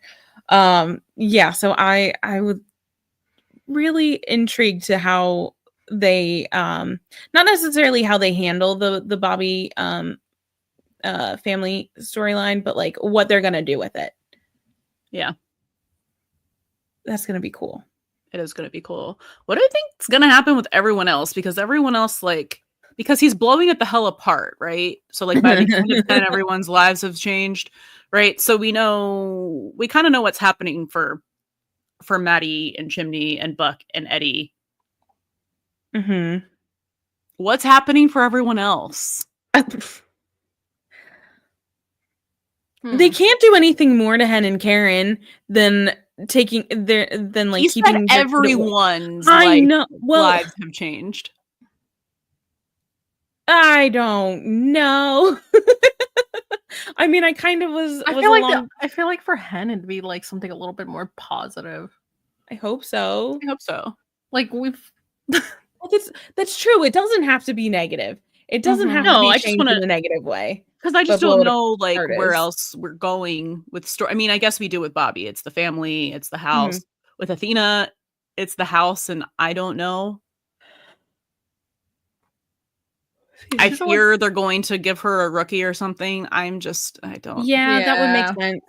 Sammy said, "Does Denny have a third parent randomly showed up?" Denny has had every single parent show up. He has more parents than anyone else in the world. Like, oh my god! Oh Jesus! That would be funny, but yeah, Manny is having a new baby. That's their big change. Yeah. So for I just like Hen and Karen that were like, I don't. But like, they can't have anything else bad happen to them. I don't want bad things, but I'm just like, what would happen? They already explored the like Hen possibly becoming a doctor thing, and they ixnayed that. They have their family. They already blew that apart. They're not going to do that again, right? Right? They can't. Right? They shouldn't. I don't think so. I don't think so either. No, you know, I don't get the vibe. Okay, but like maybe we could, and this is not positive, but like maybe we could get a Hen or Karen NDE in 14-15. Because we have never really had a Hen one. Hen has not been on that roulette wheel. Like even Karen had the one. Hen hasn't had one. We had just like the earthquake episode where we were like worried. Yeah.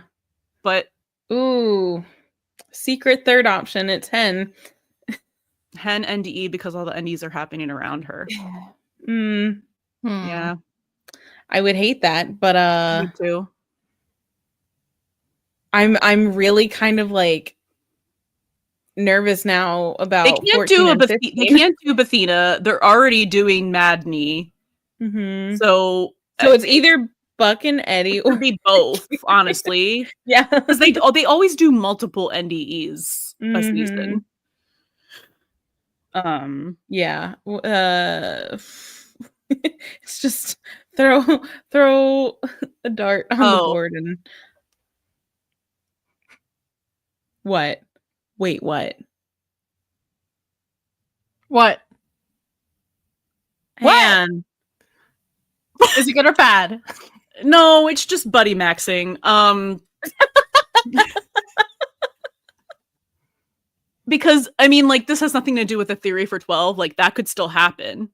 Because that's what I was trying to think. I was like, how could that still happen, but like have other NDEs for Buck and or Eddie happen? And I was like, oh, my beloved that I guess left for dust when I found that episode title is the dual NDE that I have been asking for all season.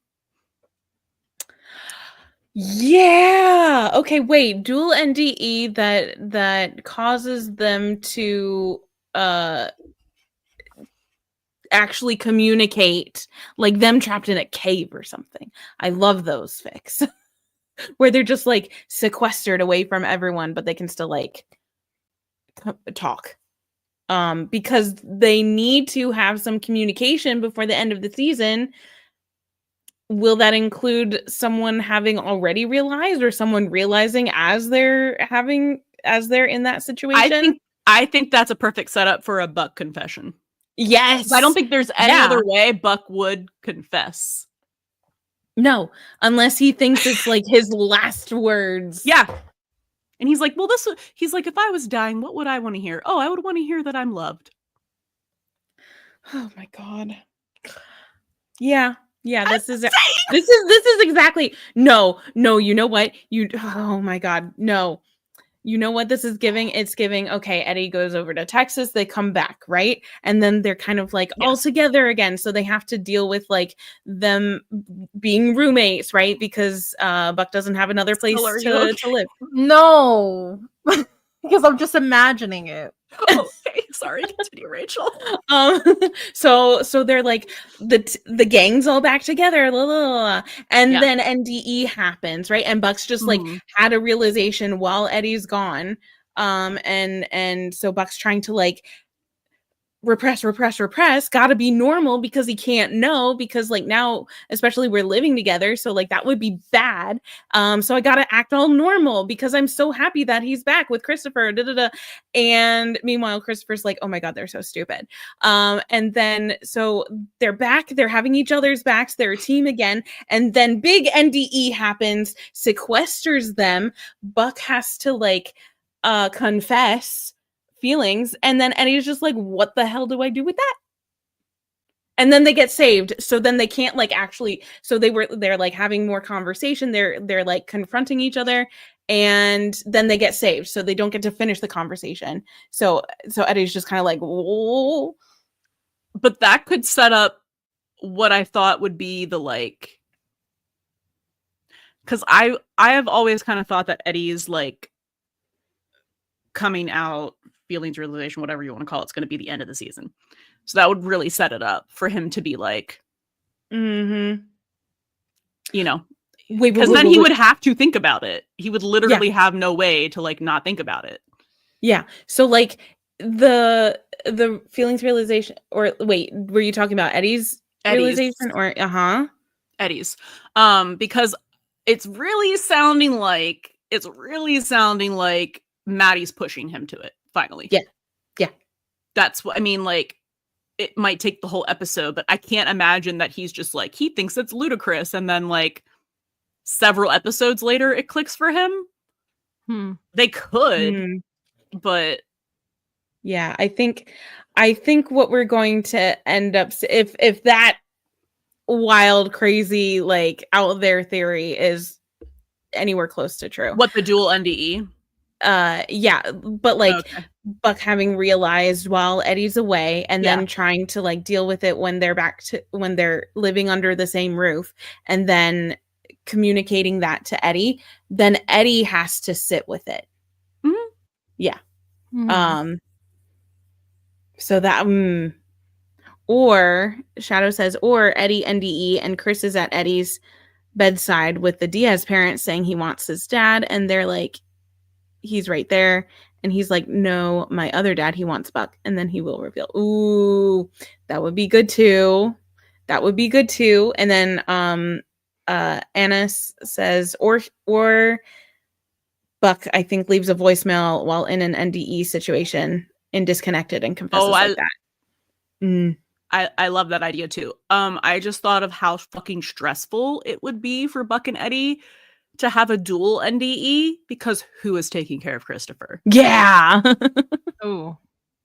Because they have to be all self-sacrificial. So Buck would be like, no, let me like give you my last words so that I can like so that you That's can exactly how that would happen. That's exactly Mhm. how that would happen. Like Eddie would be Mhm. like, no, we're both getting out of here or nothing. And Buck will be like, someone has to be there for Christopher. Yeah. And it's not And going to you be me can't make because me I'm not his real dad. Oh my god. It's so We cracked painful. it. We cracked it. We've connected the dots to my ear. You didn't connect shit. I mean, that piece of dialogue about like choosing between you and Christopher was there. It's right Yeah. there. I know. They could play into that. Yes, they could. They could. I think that would be a really smart way to bring that back into the Yeah. conversation. Oh, Shadow says dual NDE, but states away. I hate that. Ooh. But that's how they would do it with a voicemail, right? Yeah. Distance NDE. Lauren said, I want to know about the conversation with Maddie that Oliver talked about. Ooh. So I really think that this is going to be calling back to 704. Well, sure. Yes, that and season 2, early season 2. Because like Maddie showed up and was like, what the fuck are you doing? Mm-hmm.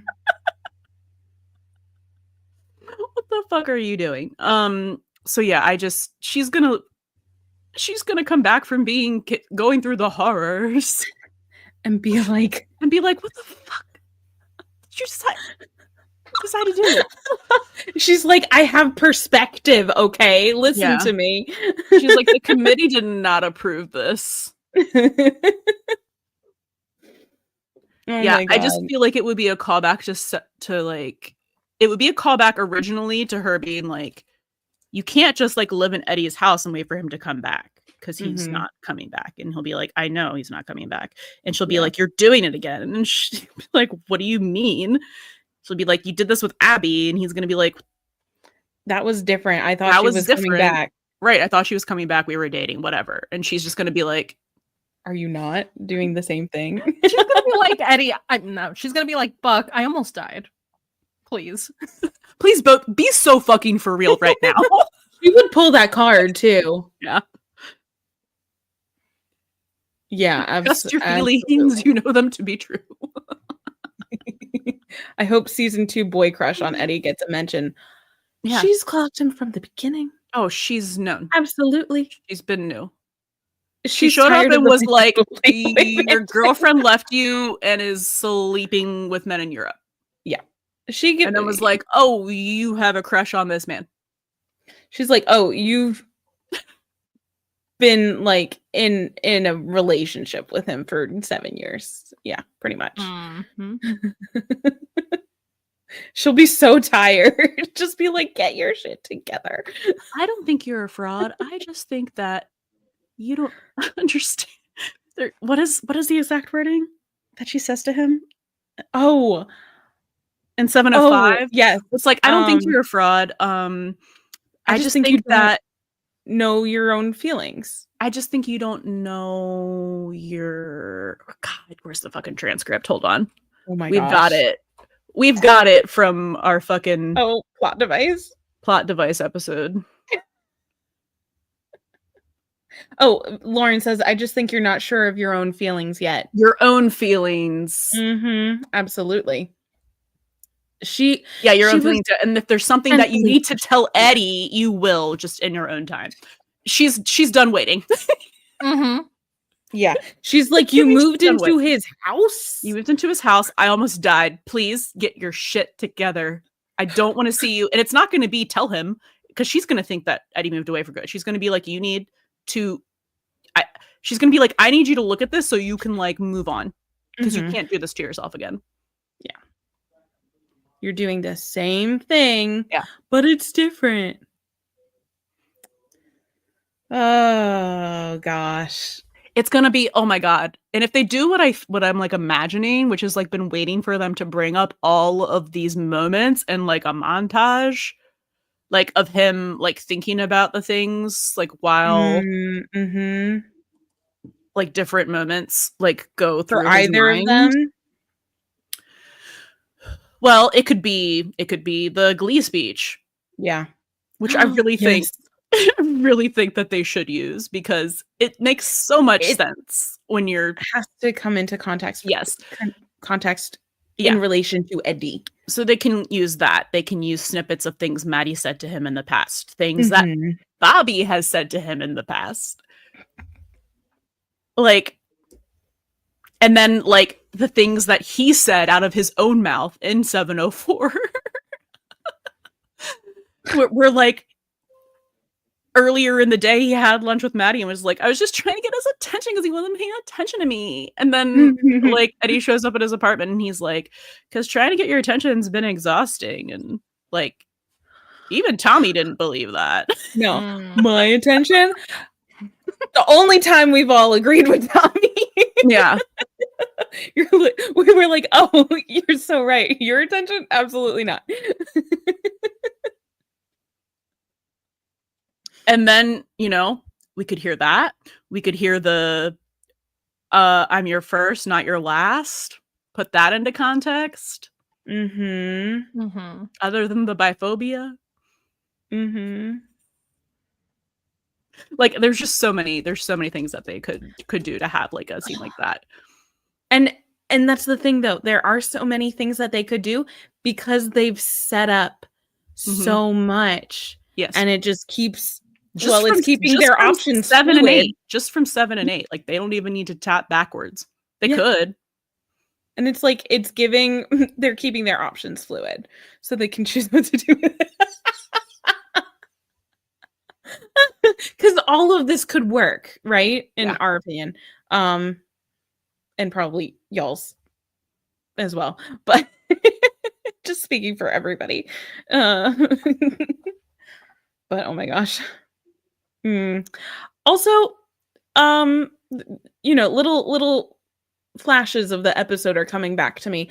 What was everyone's reaction, like Bobby and Chimney and Hen's reaction to when Buck said, yeah, I'm gonna sublet Eddie's place?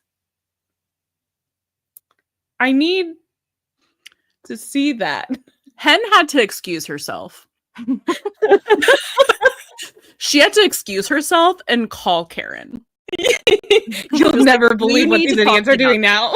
And like, you need to talk me down, because I feel like Karen was like, you need to let him realize in his own time. Like, you can't. No. Like, I'm sure it's been like since season 1. It was first you can't out Buck to himself, and then it was like now you can't tell him about his feelings. And it's the same for Eddie. Oh my god, yeah, and everyone's just like so behind it, and it's just like, how did they react to this? Oh my gosh. I also need to see Buck's little like light bulb moment where he's like, oh wait. Well, I think for everyone else, maybe they think that Eddie's coming back. Yeah. That would be the logical thing, like, especially as parents. Where like you would think that like if your kid had a life and friends and extended family that you built, that they would probably want to come back, or that Eddie, like once he rebuilds his relationship, is going to want to come back. And that's the thing though, right? Because they're all reacting very normally. about this whole thing. Like this bomb was just dropped on them, right? About Eddie leaving part of their team. And no one was leaving. like, really? And they're like, what? No, they were What like, does Chris think about that? Like, no one asked questions. They were just like, oh, of course you are. You have to go be with your kid. Yeah. And so we're seeing that differentiation between like regular friends and whatever whatever those two are doing. Just like waves over there. Yes, it felt like they were uncomfortably stepping on this private, intimate moment with Buck telling Eddie. That's so funny. They're just like, I mean, they're used to it. Bobby just let out the longest sigh. Chim was either like, that is a great idea, genuinely, or through gritted teeth. Because he's had to listen to Maddie. Huh? I'm sorry. I'm just Cherry like tweeted that scene. And I was like, I did literally not notice he was holding a basketball. I was so locked into their faces, y'all. I saw nothing else happening. No, that basketball is going to end up being like the Wilson, like from Castaway. Shut up. What's he gonna name it? Eddie, Freddie. What did he call himself? Freddie Fakeson or something? Freddie Fakeman. Fake man. No brain cells in Eddie's head. Literally none. No. He's so stupid. He was like, it sounds worse when you say it out loud. Does it?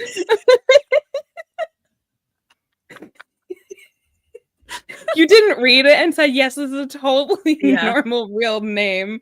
No, because Buck and Eddie do share an entire... Yes, and Buck was in the possession of it for having this genius idea.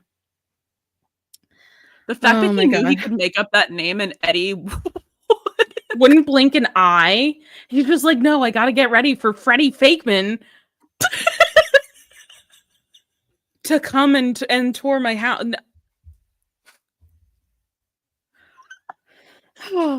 Remember how all of season 2 we were talking about how competent Eddie is? He is competent. He is, but sometimes he doesn't think. No. It's the autism, I'm telling you. Because I have the same problem for things where I'm like, I know I'm an intelligent person, but then sometimes I just take things so literally that I don't question it. Yes, I have understandable almost psychic pattern recognition, but you could also put something in front of me like Freddie Fakeman, and I'm like, yeah, normal, yeah. So Sammy said, Bobby, Hen, and Chimney I'll see this as the youngest members going through a phase. They're just going through a phase. And then Shadow says, I know there's a group chat without Buck and Eddie that just complains about Buddy. Oh, 100%. That is popping off all of the time. Oh my God, did you see what they did today? Oh my God. I want to be in that group chat. I want to see what the fuck happened after they like finished their in-person conversation with Buck to talk about subletting the apartment and throwing him like a go away, like goodbye LMAO, party. like LMAO. Did you get a load of that? Like, so are we supporting this or not? Oh my God, Jay! What? It reminds them of the confession scene where Eddie doesn't give full context. Bro, 1,000%. That man never gives full context. No. I'm still convinced that Buck thinks he slept with Kim. Because of how he caught because me of the with way his he's dead talking mother. about it. He's explaining the situation so bad, and then like Buck fills in for him, and then what wasn't happening between you happened. And Eddie basically just confirms that. And I'm like, and he doesn't even deny, like with his parents when they were like, he said that he caught you kissing the doppelganger of his like dead mother or something. Mm-hmm. And he was like, well, it's not true, basically. He's like, that part's not.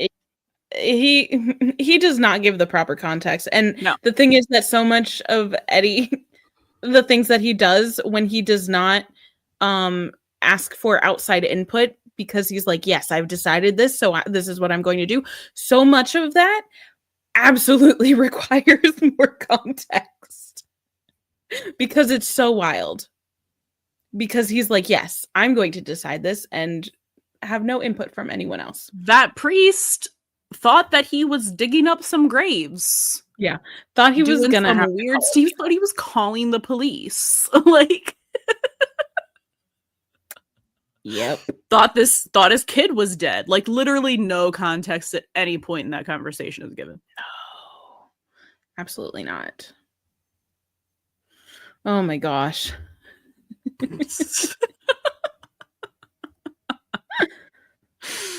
I don't think you even have to ask. I'm sure it's being done as we speak. Oh. I'm sure it's already done. I actually haven't looked at TikTok at all yet, so I'm sure. Yes, you were thinking about that too. I didn't even think, because I thought it, and then I was like, I don't even have to like ponder, like it'll be there. I'm so used to how insane the editors are in this fandom that like Daredevil just came back, and I like went on the night of the episode at like 2 a.m. expecting there to be a slew of edits, and there were like, I'm not exaggerating, 5. That's so fast. I was like, how? Y'all are and then so I looked again today, and I was like, there's still only like 2 dozen.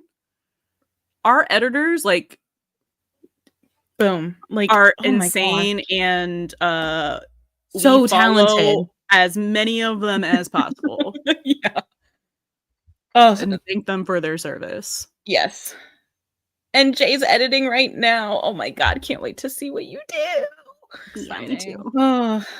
Oh, Shadow says off topic, but I want there to be an episode where all the 118 kids go on an adventure. Give me a May, Harry, Chris, Denny, Mara, and G adventure, please. Just a fun episode that they aren't in danger. That would be cute. Best. Yeah. Oh my gosh. That would be so fun because we also would get to see so many characters that we don't often see interact. Yeah. And it would just be like, oh, what a wonderful... And they couldn't get in any danger besides like the usual like kid danger stuff, like kid in trouble stuff, you know? That would be so much. I would love to see that. And then they're all just like complaining about their parents and how weird they all are with each other. and it's like a one-upmanship of like, well, did you hear about my folks? And I don't know if this is a new trend in fic or if I just read several of them very recently, but if it is, keep it up because I absolutely love it. You know how like there's the fanon that Robbie thinks that Buck and Eddie are divorced? Several people recently have wrote like 8B fics where like Eddie's in Texas reconnecting with him, whatever, and Chris is like it comes up that Chris thought him and Buck were together, like when he was really young, like, before the divorce arc, before the lawsuit. Oh my gosh! Wait, I love that actually. I've seen he's young enough to just be like, well, I put all of these pieces together that it makes sense that you guys are dating. And then Buck wasn't around for a while. Oh my god. We really just need a Chris POV episode. I've been asking for this, and I think we really, really need to see it. I think if we ever get it, it would probably be a little bit after Buck and Eddie get together, so we would truly be able to see them like from Christopher's eyes and just be like, oh my god, they're so disgusting. They're so disgustingly like adorable together, and like, oh, you know, in that teenage way that they do. I think that would be really fun, and just to have him talking or adventuring with the rest of the kids, that would be so cute. Yes, please. It's not like they're not up for it, because the actors that play all of the kids are incredible. So good. So young. Ugh. Amazing. I've also seen, I haven't read it yet, but I've seen a couple fics where like Eddie's transferred over to Texas and he's talking about Buck and he's like, yeah, my partner. So everybody like just assumes romantic partner. Yeah. I forget that one at the moment, but I can't believe I have to replace "Wish I Could Help" as the most wild thing Buck has ever said to Eddie with "Sorry, I outed you to the team."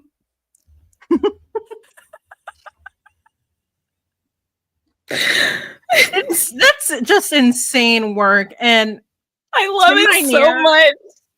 Tim Minear wrote this, right? I think so. Wait, let me double check, because the wiki would probably have it up. Oh my god. Because I know it was in the credits, but I didn't like. I know Bradley Bucher directed because I peeped that immediately. Yes, our boy always at the scene of the crime. He always does like the big episodes. Let's see. It was okay. So Sob Stories was written by. Okay, it was, and I'm not familiar enough. Teleplay by Tim Minear and Rashad Raisani, and then story by Tim Minear, Rashad Raisani, and Matt Solik. And I forget what the difference is between. So I think no wonder this was so gay. In Tim's own words, Tim said, "No, I've gotta get in this one myself." I think they're really writing themselves into a very particular corner on purpose. Yes. On purpose, in a way that it makes sense to the general audience and the network. Like, this is like insurance. Yes. They're making it so blatantly obvious without like storytelling. They're doing it well. Yes. Because it's not like kind of coming out of nowhere. They're really like dropping these breadcrumbs, but it's more like bread loaves. Like like it's not just little breadcrumbs. It's like, here that Buck baked. You guys like, here's a scone. Here's a sourdough. Guys, what? So you guys ever think about the line that he says, "This is Eddie's house. I'm not really a guest," and now put it into now he literally lives literally there. No. Yeah. Wait, that kind of. Oh my God. Wait, no. Brady, his name's gonna be on a lease. Are you gonna do formal paperwork, or is he just like Venmoing him money? He's probably just Venmoing him money because he has bad credit. So I guess that throws out like the trust fund theory. You can be a trust fund kid and have bad credit. Okay, then it's called ADHD. True. You can have money and have bad credit. Oh yeah, that is fair. No, I'll die on that hill. Oh, me too. I don't want to die on that hill, but like I live on that hill. Yeah. Lauren with just all of the bread emojis. Imagine, and it's just like the return of Brady. I'm never gonna let that die, guys. If you haven't listened to our season 1 episode 6 heartbreaker episode where Buck and Abby are on the date and Buck chokes on the bread, and I think we came up with like the worst / best pun ever, and it was just Eddie is the bread. It was just coming from me trying to like make it about Eddie somehow. Like create a metaphor, right? Well, it was we were in the slow burn segment. Yeah. And I was like, I'm trying to figure out how to like make this parallel to season 7, to him choking on the date, right? Yes. And I was like, there's something here. I was like, oh, Eddie's the bread. And then I said, Brady. Because like he was being awkward before he saw Eddie there, like while he was on that date. Mm-hmm. Once he saw Eddie though, that's when he choked. Yeah. Mm-hmm. But still, to what you said earlier about Buck saying I'm not a guest in Eddie's house, that kind of popped in my head too when Buck was sabotaging everything and Eddie told him to get out, because I don't think he's ever been kicked out of Eddie's house before. No. So then also to go from like full circle where he was like kicked out of Eddie's house to like now he's not only not a guest, but he's like, I'm the owner of this house. Who are you? I'm the owner of this house. Whatever that audio is really interesting. Sammy said Eddie's treated Buck like every other one of his girlfriends. I disagree. I think Eddie has treated Buck better than every one of his girlfriends. No. No. First of all, he's gotten no action. And that's the number one reason every other significant other has been there and been interested in him. So I just need to go off screen for a second. no, it's literally why everyone was interested in him except maybe Allie. Yeah. Uh-huh. But we just don't know enough about her to know like what the motives were. But Abby, Taylor, Tommy, argue with the wall. Like, they all like the main motivator was like he's hot and good in bed. Yeah, Taylor like entered in a relationship with him later, but initially, yeah, but also like Eddie treats Buck better than Eddie treats any one of Eddie's girlfriends too. 100%. But I mean, that's a low bar. But like, I mean, even to take this episode for example, like I do not think that Eddie was actually being mean at any point. No. I think that even when he was like shooing him out of the house, like he wasn't angry. He was just like, oh my God, I really need to sublet this house because I cannot afford mortgages. It was out of urgency. It was out of urgency. It wasn't like because he was what? Right. Oh my God, not Ryan. Okay, so there's a screenshot of an article. I'm sorry because I'm like scrolling through Twitter when we're all talking. No, thank you for being our news correspondent on the streets. Ryan just called Buck. What? Like he literally he basically just called him a pick-me girl. What? Wait, what article is this? I have no idea. Hold on, I'm investigating. I mean, we'll have to see the actual wording. I can read you the wording. Oh yeah. Okay, it says because I also found the article, which I'll link in a second. Yay. In sob stories, Buck must finally reckon with the gaping hole Eddie's departure will leave in his life, and he expresses that tension as gracelessly as one might expect.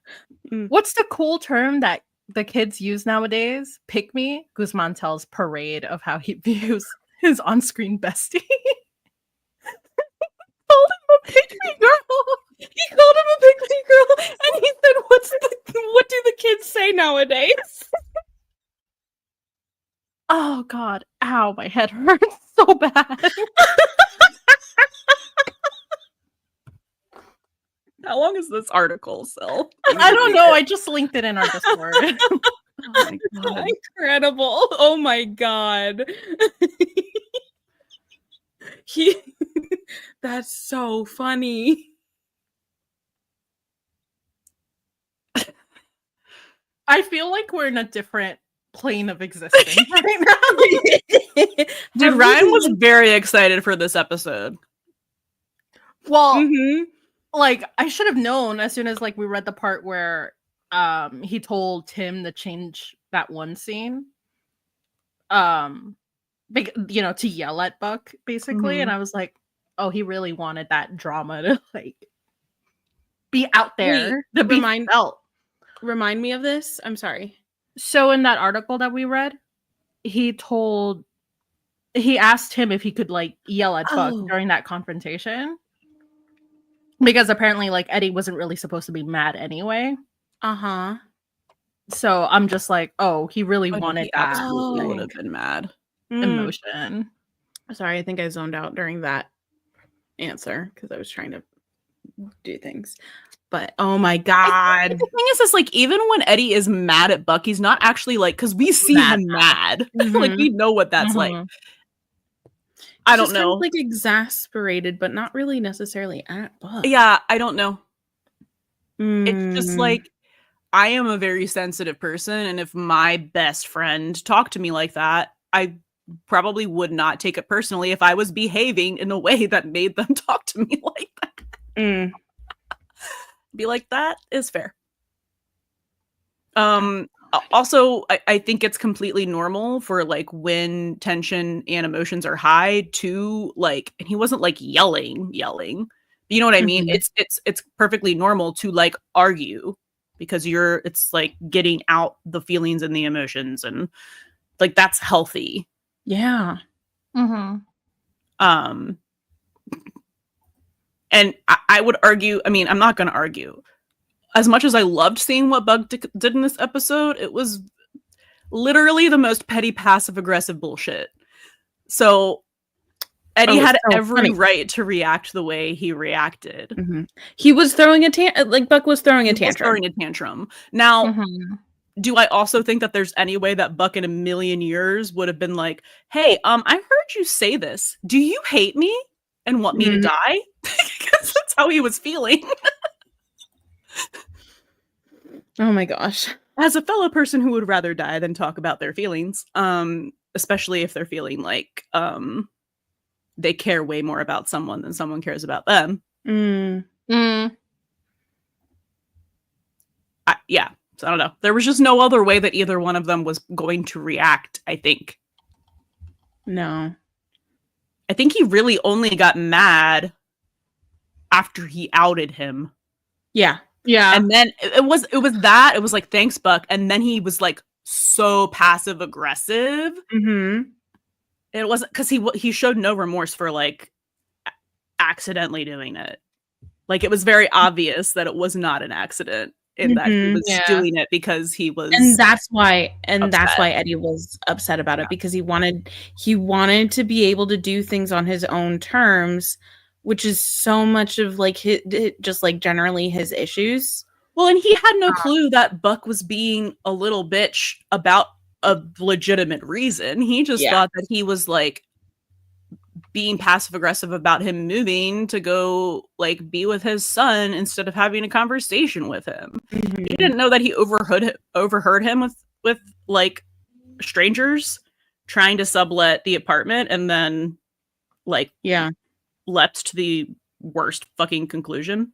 I did the same exact thing Buck did for like 30 whole seconds, because like it was commercial break and still was like, I understand where Eddie's coming from. I was like, you what?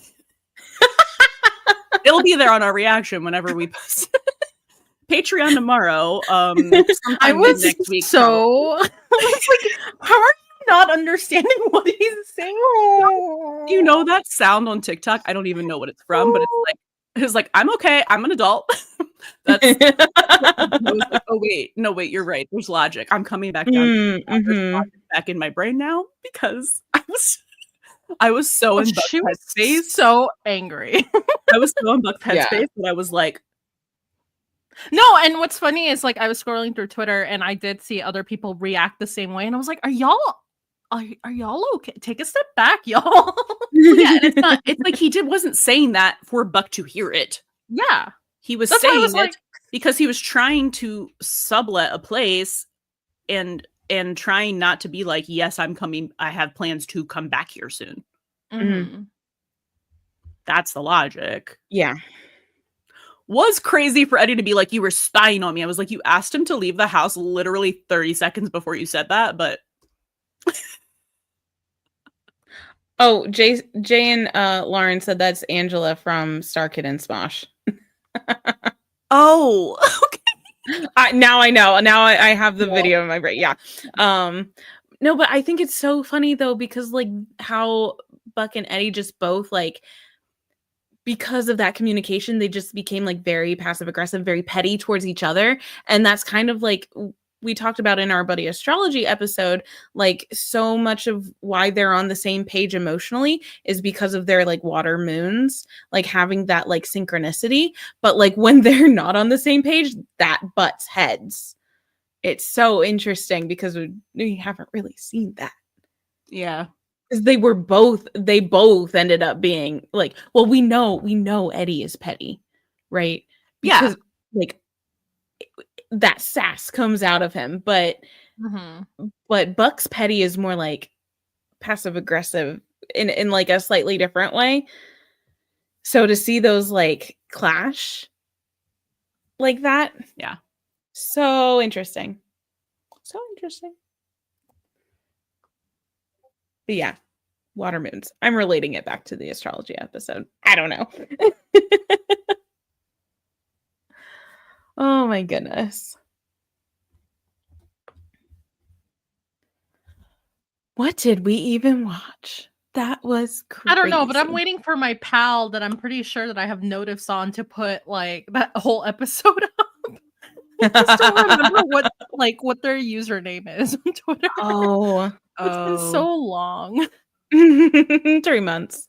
It's been a long time. Oh my gosh. Yeah, I haven't even like really gone on to see what Twitter and TikTok and everyone's saying. It looks like we're gonna have some more articles to read. It's the Screen Rant and the Parade one. That's the Ryan one. I think Kat said that she has an interview as well. I don't know when that's coming out. So did you guys like peek at all of the I mean, I feel like slowly but surely there's been a lot of pictures of just Buck and Eddie in Eddie's house. It's like they keep filling it up and filling it up and filling it up. Because they also have like on the mantles and I didn't peek at that. When I first watch something, I'm literally only looking at people's faces for the most part. So I have to, it's like second or third. That's why when we do our podcast episodes, I have to watch things like 3 times at least to get details. But are there screenshots of that? Like handy that you're looking at? Yeah. Yeah. You'd have to no put DMs though. So were you talking about like throughout like the season so far kind of thing? Well, yeah, the season, because like I've never seen the one that I've just sent in our Twitter DMs of the that group picture from one of the Christmas episodes. Mm-hmm. Never seen that one. I wonder if he takes the pictures with him to Texas. No. Oh, I mean, Buck has some pictures on his fridge now that he never had before. But I'm saying in a way that I hope Eddie takes it with him. Because that's his family. Yeah.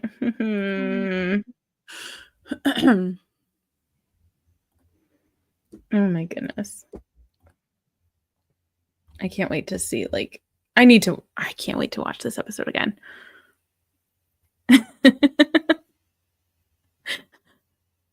And your eyes just got so big. All right, I'm trying to skim this interview with Ryan to see if there's anything I want to read out loud. Mm-hmm.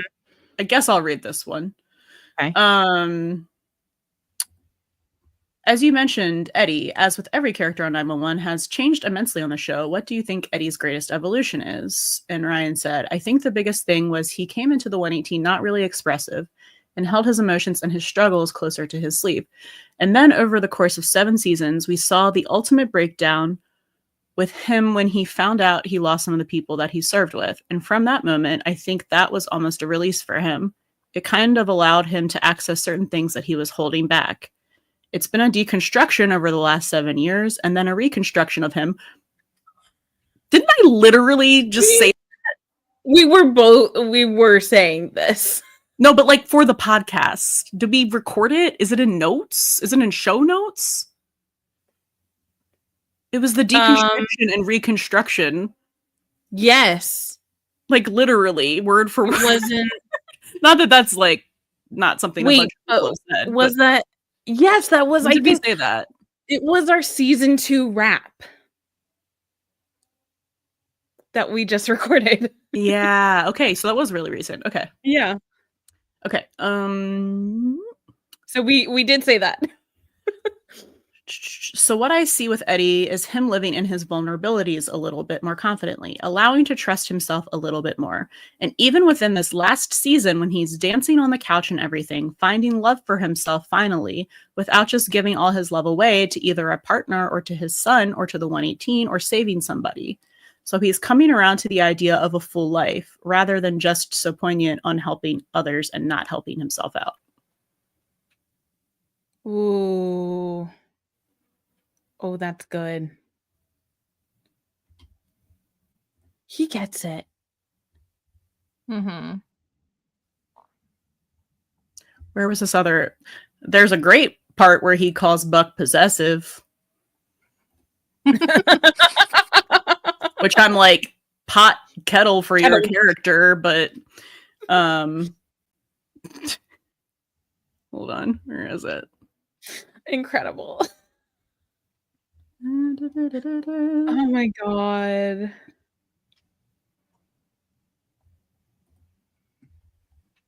I just got like butterflies again, just like thinking about this episode and like where it's gonna go. I know. It's so good, man. Does anybody just like randomly like it hits you a little bit and then it's like, oh, I got the butterflies, but not about like anything in real life, just these fictional characters. It's always fine. about fictional characters. I know, it's all the time. It's normal. In that episode, Buck is initially supportive, but we see that facade kind of drop a bit. The 118 is kind of like a family to Eddie, but then again, Chris is his actual family. Could you expand on that tension? The 118 is near and dear to Eddie, but when it comes to the 118 or Christopher, it's Christopher all the way. And Buck being Buck, making everything about himself, tends to be possessive a little bit. It's so funny because we don't see him like that with other people. No. So it's not like a Buck trait. That's just a Buck with Eddie trait. And I think within this episode, we'll see what that entails and how he's helping, but not really helping Eddie move. So I think it's very hard for Eddie to move, but given his priorities, he has to pull the trigger. Maybe in the past, if Eddie wasn't so used to it, he might have exploded on Buck, but Eddie's treating Buck almost like his second child. Oh no. I got so many things going on in my life. I know my priority is to get back to my son and finally get this house rented out. And for whatever reason, my best friend is sabotaging. But instead of just going crazy about it, you just kind of roll with the punches. And that is very much Eddie with Buck. Yeah, you do just have to roll with it. You just have to roll with it. But he is normally like to the point of like not enabling, humoring him. Like he's the only one that is just like clipboard Buck. Yeah, that guy's hilarious. You know what I mean? He humors him. So like, I think even this, him just being like, okay, and now you need to go. Like he put up with a lot of sabotaging before he was like, and you need to go now. And he wasn't even mean about it. He was just like, yeah, I'm a big boy. I can handle it. I have to handle it. Like you're sabotaging it. His patience with Buck is so much higher than so many other people's patience with Buck. Like anyone's. Yeah. Because they would not put up it's because everyone thinks that Buck is just like always making things about himself and Eddie like understands why he does that. Because he sees him more than anybody else does. I feel like she really Norman.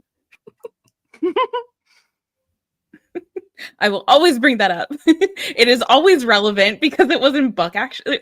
Oh no, I was laughing at myself saying I feel like she really sees me. Which I know that we as a fandom have been saying that Eddie's last sane moment was in 705 when he was like, I kind of can't stop thinking about him, about Tommy, but I actually think it's in season 6. Like, I feel like she really sees me because he hasn't made a good decision since then. Yeah, you're right. You're right. Yeah, I rewatched. So I wanted to rewatch 7 and 8 before tonight, and I did. But I also, because people had been tweeting about the season 6 like finale emergency and like how Buck deserves flowers for that. I was like, let me rewatch it. It's been a while. So I did. And he does deserve flowers for that. But also, Eddie calling Marisol is one of the most awkward things I've literally ever witnessed on television. Oh, that is big cringe. And that was possibly going to be his ending. Like,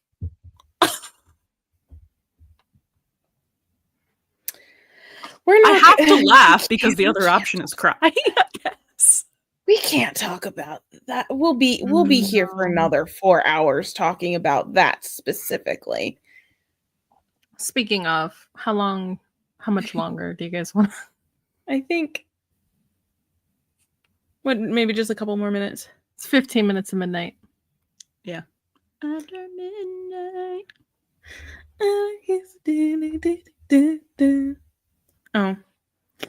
Oh my gosh. Does anyone have anything else they need to talk about? Or did you see Does anyone have anything else they need to talk to a gay person about? I need to talk to a gay person.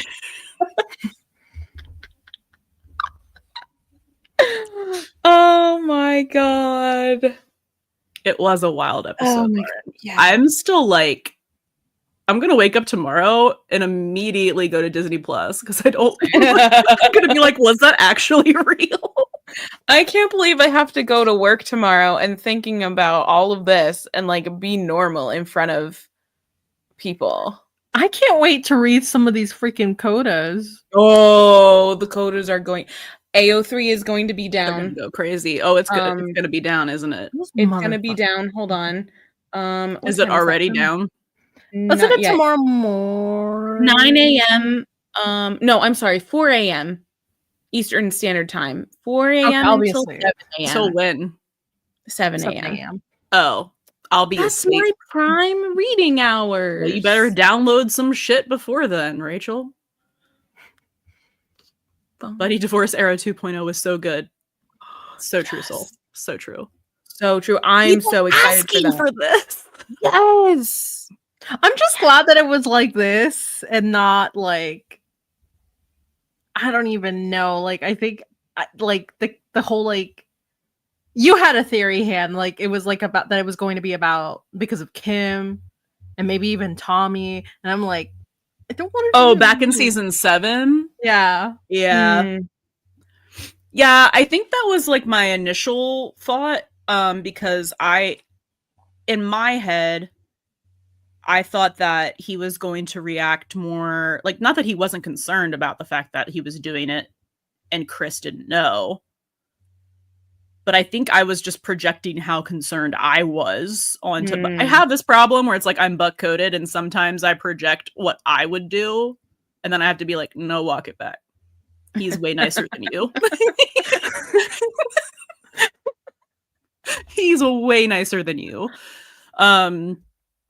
So yeah. So there's your baseline. Like, yeah. But also I think he was trying to be like very gentle because he was like, you're obviously so mentally ill. You're obviously going through something. there's another article still? Yeah. Wait, another? Yeah, I don't from know. Hello. Oh, damn.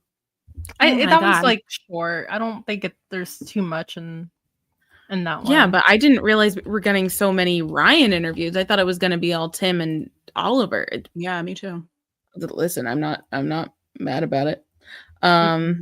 Soul said no because my expectations were so low and I was so happily surprised that they went this route. Exactly. This was like the best possible way they could have gone about this. Yeah, here we go. Oh, Hold on. oh boy. Buck Oh overhears boy. Eddie tell one that he doesn't have ties to. If the person who's still here who said that they don't think that Eddie treats Buck any better than Buck's other significant others. This is just talking about like one of the specific things in this episode that we talked about. But now it's from Ryan. Buck overhears Eddie tell one potential subletter that he doesn't have ties to Los Angeles, which crushes him. Ryan breaks down the scene saying of Eddie's response, quote, I don't believe that was directed to hurt anybody. He's very human. He makes mistakes. He says things without thinking. And I think that was the case in this. He continued. He was just saying something to appease whoever he was showing the house to, and then sell the idea that he needs them to rent this place out. He justified his character's actions, explaining that it doesn't brush away how he cares for Buck and even his family from the 118. Quote, I don't necessarily think it wasn't any indication that he doesn't care and he doesn't have anything of substance in LA. It was more so, please take my house. I'm desperate right now. Did we say that live here or in our recording? Both. Live. Okay. Both. Just now, I think. Yeah. Also. We said it like very Both. recently, briefly brought it up. Like But we also 15 talked about it in the live. Yeah. Yeah. That's so funny. Yeah. In fact, Ryan emphasized that in the way Buck considers Eddie and Christopher to be his family, the feeling is still mutual. I believe so, he says, when asked about whether that feeling extends from his character's end. They've helped, quote, they've helped each other out so much throughout the last 7 years. It'd be hard to say no to that. I mean, they've seen so many obstacles in each other's lives, and to me, it really represents what good brotherhood and a great sounding board can be. Twitter.com is going to be crazy. So the funny thing is, to me, the more he says that, the more it fuels Buddie to me. Mm-hmm. It's giving a character in a television show saying I'm straight, and then later on realizing that they're gay. It's also just giving. That's how I was Ryan Guzman. That's how Ryan Guzman refers to friendship a lot, like personally, like a brotherhood. Yeah. Yes. So. But he's gonna go canon. Like, yeah. No, I don't think he. No, I'm being sarcastic. No, yeah, I know. No, Soul said that. But... What? What did I say? No, Soul. Sorry, Soul. This is gonna be so confusing. Oh. So sorry, Sil. At this point, just call me my full government name. No, that's weird. I should her nickname because that was too long for me. 2 syllables, it can't do it. That's why I call you Rach. Can't imagine doing 3 syllables then. But it's so funny though, because I either do call you Sil or Priscilla. I like never call you in Scylla. between. I call you Scylla. I just call you Priscilla for the flavor. Yeah, I know, for the spice. For the spice, yes. And Soul said the first time they heard Sil's name on the podcast, they thought we said Soul. That would have been really interesting. It's like we were talking directly to you. Yes. Oh my god. And you, Soul, we know you're listening. And you should know this too. Is it? And you should know this too. Yes, exactly. Oh, Pedro. Oh. This is just about him staying on the show. This is not like a buddy thing. Okay. Sorry, I got so excited. It's okay. Ryan also speaks about tapping into the uncertainty he himself felt ahead of the episode to mirror Eddie's own anxiety about leaving his home behind. Quote, everything's been kind of up in the air, he revealed. Understanding where the character is going and not having an idea of where it might lead has left me kind of anxiety-ridden because I have no clue how long Eddie stays in Texas or what happens in Texas. I remember giving a call to Tim Minear and asking, I love how it's always Tim Minear and not Tim. I know. It's like the opposite of Cher, right? I know. It's always Tim Minear. I know. Never Tim. And I remember giving Tim Minear a call and asking him if I'm still going to be on the show this season. And he said, no worries, don't worry, I got something. He's cooking something up. You play into the uncertainty of it, and it helps out with the character building and allows the scenes to be a little bit more authentic because there is some sense of ambiguity. Oh, right. Everyone stop worrying about him leaving the show. Oh my God. He was never going anywhere. Well, his character is going somewhere, but like... Yeah, but like Ryan on 911 is not. He's not leaving 911. I know. Wait, hold on. About to crash up all over again. So I'm currently compiling clips for the edit and the comfortable silence and look he has when he finds out Buck handling the house for him. Yeah. Yeah. Yeah. Yeah. Mm-hmm. Yeah. That was a loaded like beat, and they let that sit, right? Just like they let it sit at the end of 806 Confessions, where it was just like silence, just like this understanding. And in 808, Yes. when Eddie realizes that Buck is not going to freak out and going to help him, and then he like has that look, and then he like kind of laughs to himself. That's what I thought of too. It's just they are that quiet comfort for each other, like ever since season 2. Mm-hmm. Oh my god! And like there's never been more just like silence between them, which is so poignant because they're not saying words, but like purposefully leaning into that, which really means to me that they are going to have a big conversation. Yeah, because they still haven't. These were not conversations. No. These were clearing the airs, right? Yeah. This was just clearing the air from that episode. Yeah.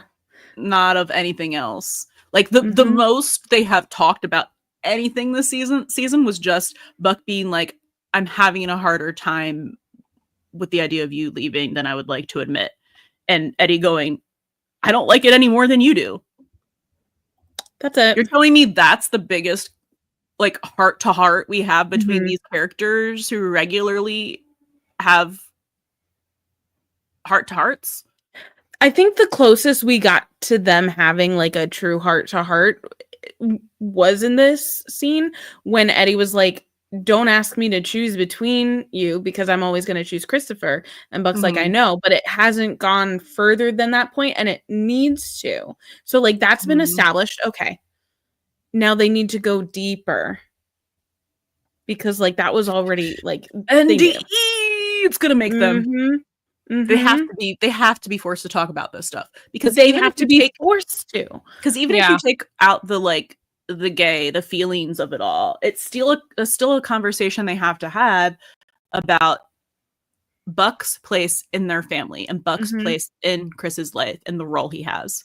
Because I feel like Buck has just been sitting quietly and feeling like he can't say anything because he doesn't have a right to say anything. He doesn't have a right to miss Chris like that. He doesn't have a right to be this upset. To talk to Chris because that should, he doesn't want to like overstep.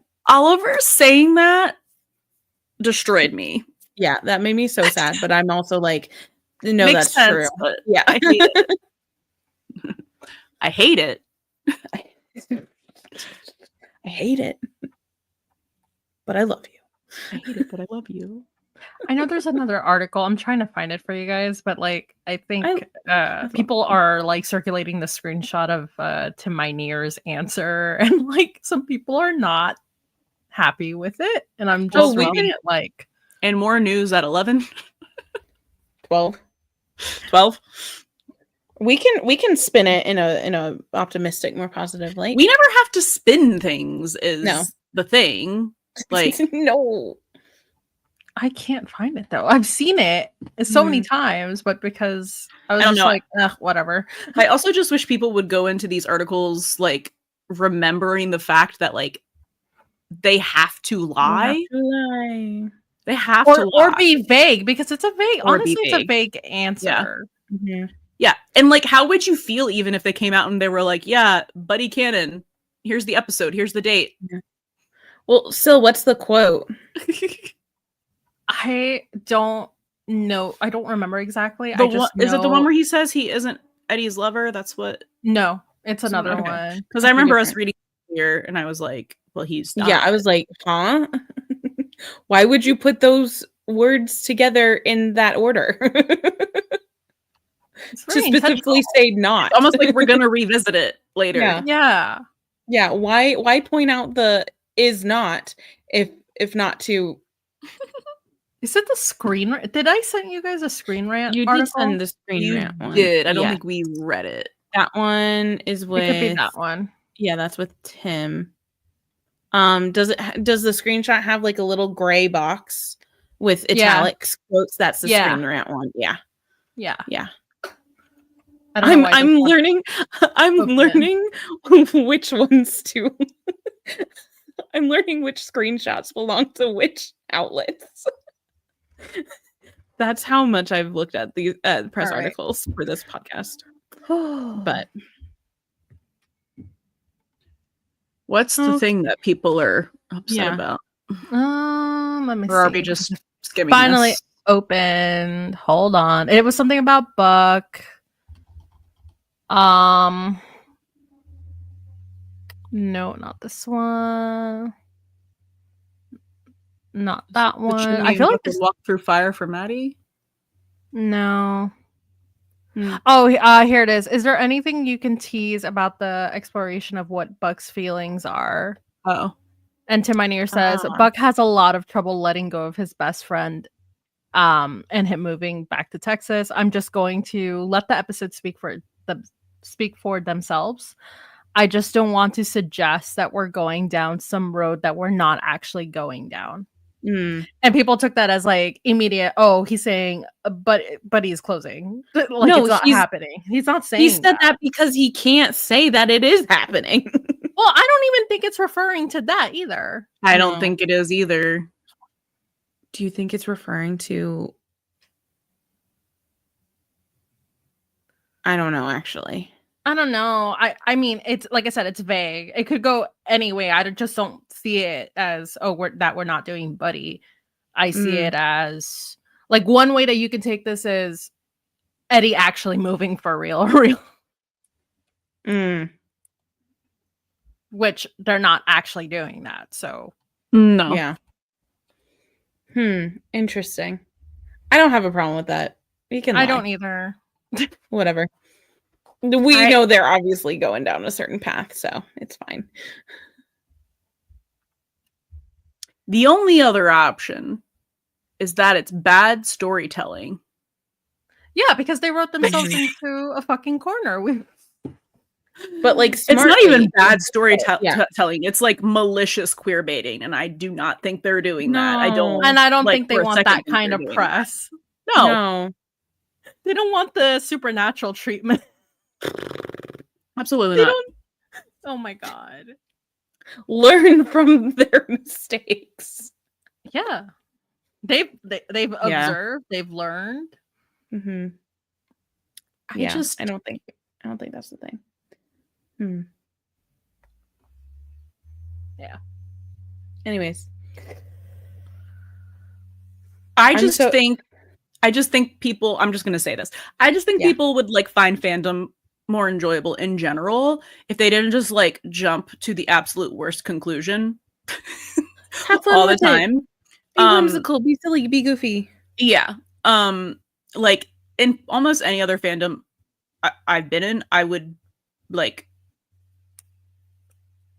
be less certain of like where things are going, but like the track record for like the actors, the showrunners, the writers, everyone now they're on a network that is allowing them to do this, like all of that points to yes. But like in the press interviews, especially, like what do you think they're gonna say? Like I don't know. Yeah, they have to be vague on purpose. They have to be vague. And that's why, just like with the next episode, next week, the next episode. What did I become? Swedish Chef from the Muppets. Oh my god. That's why you have to take the next week promos and the press with a grain of salt, because they're purposely trying to mislead while also hooking you in. Yeah. They have the same purpose. So like you have to kind of be like, okay, well, this is generally the direction. It may be a little different otherwise. Like, right? rule of thumb, very easy, very simple.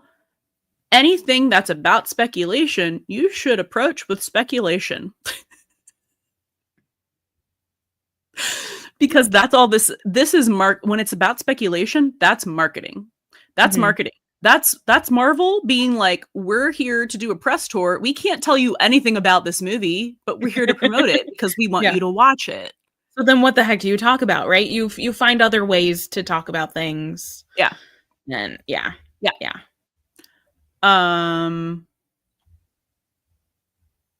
yeah, I feel like I had something else to say, but I think it's left my head. It's okay. This might be a good time to Not to like lecture and leave. And we No, weren't really doing I'm not even trying to No. lecture. Like, obviously, not people can you. feel how they want to feel. I just don't think people should like make themselves upset for no reason. Yeah. If you can just be like, because I think fandom should be a good time. And I think We're if having a there's good things time. that you're doing and they're making you upset, that like they Maybe shouldn't don't make do those things. upset. It's okay. Just like curate the experience that you want to have, right? Yeah. Like we're having a grand old time. Yeah. Like if Working reading the with press everybody makes here, you like- upset, don't do it. Mm-hmm. Like I didn't watch the sneak peek today because I didn't want to bitch like I did the other day when I looked at all the stills and complained for like 2 hours. You guys That it didn't was have to too hear much. that one. So I was like, I'm just gonna remove myself from this. So people don't have to hear me complain. Because I would have watched that scene and then been sad that I hadn't seen it like in the full context of the episode. Yeah. So that's just what you have to do. So yeah, it's all good.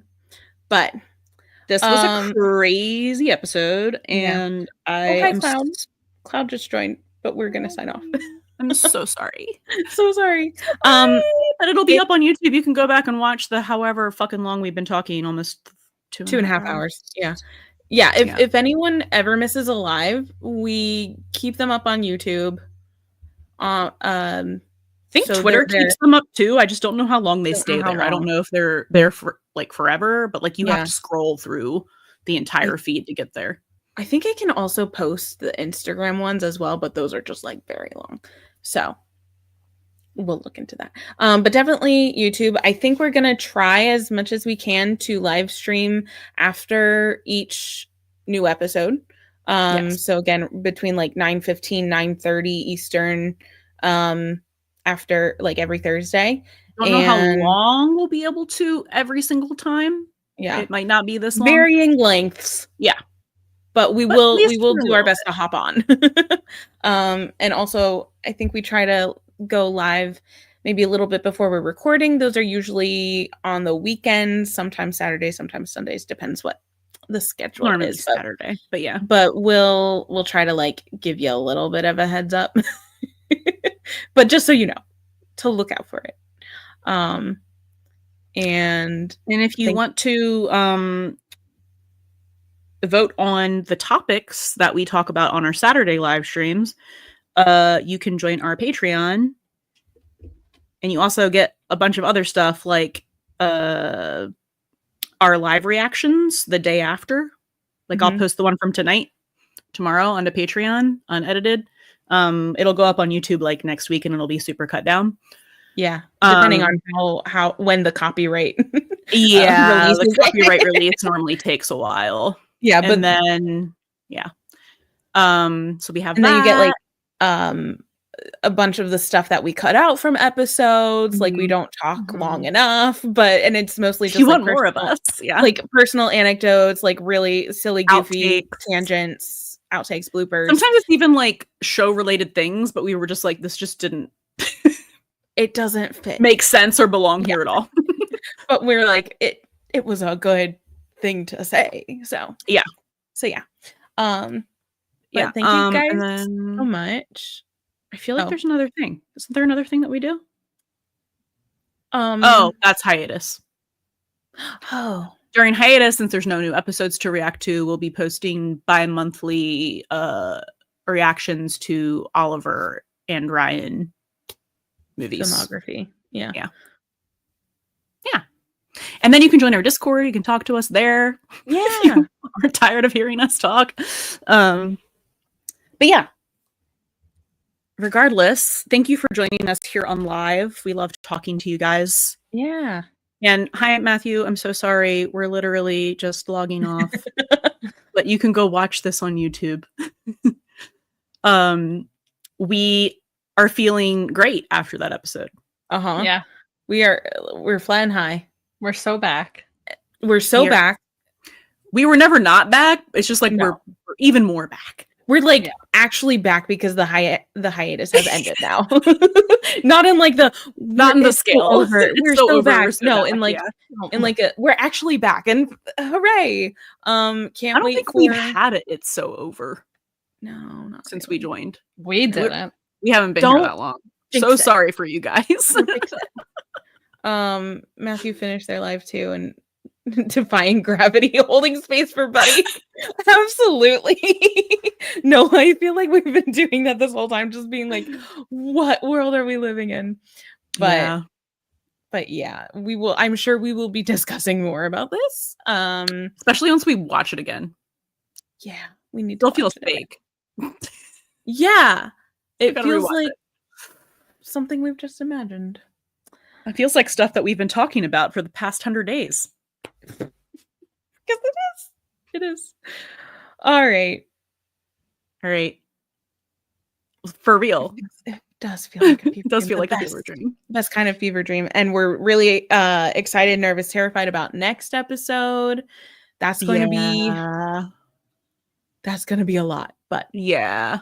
so we will catch you definitely next Thursday, maybe also on the weekend. Thanks for chatting with us. Yes. It was a lot of fun. Yeah. Love y'all. Our new episode is out today. Oh Yeah. yeah, we It's do that actually too. a really fun one. Enjoy it while it lasts, because next week's is really depressing. Uh-huh. This probably begins again. But Yeah. All right. On that note, Talk good to you night. guys later next week, Bye. Saturday. I have to press N 3 times. I seem like a senior citizen every single time I do this. I can do the StreamYard one. Thank you so much.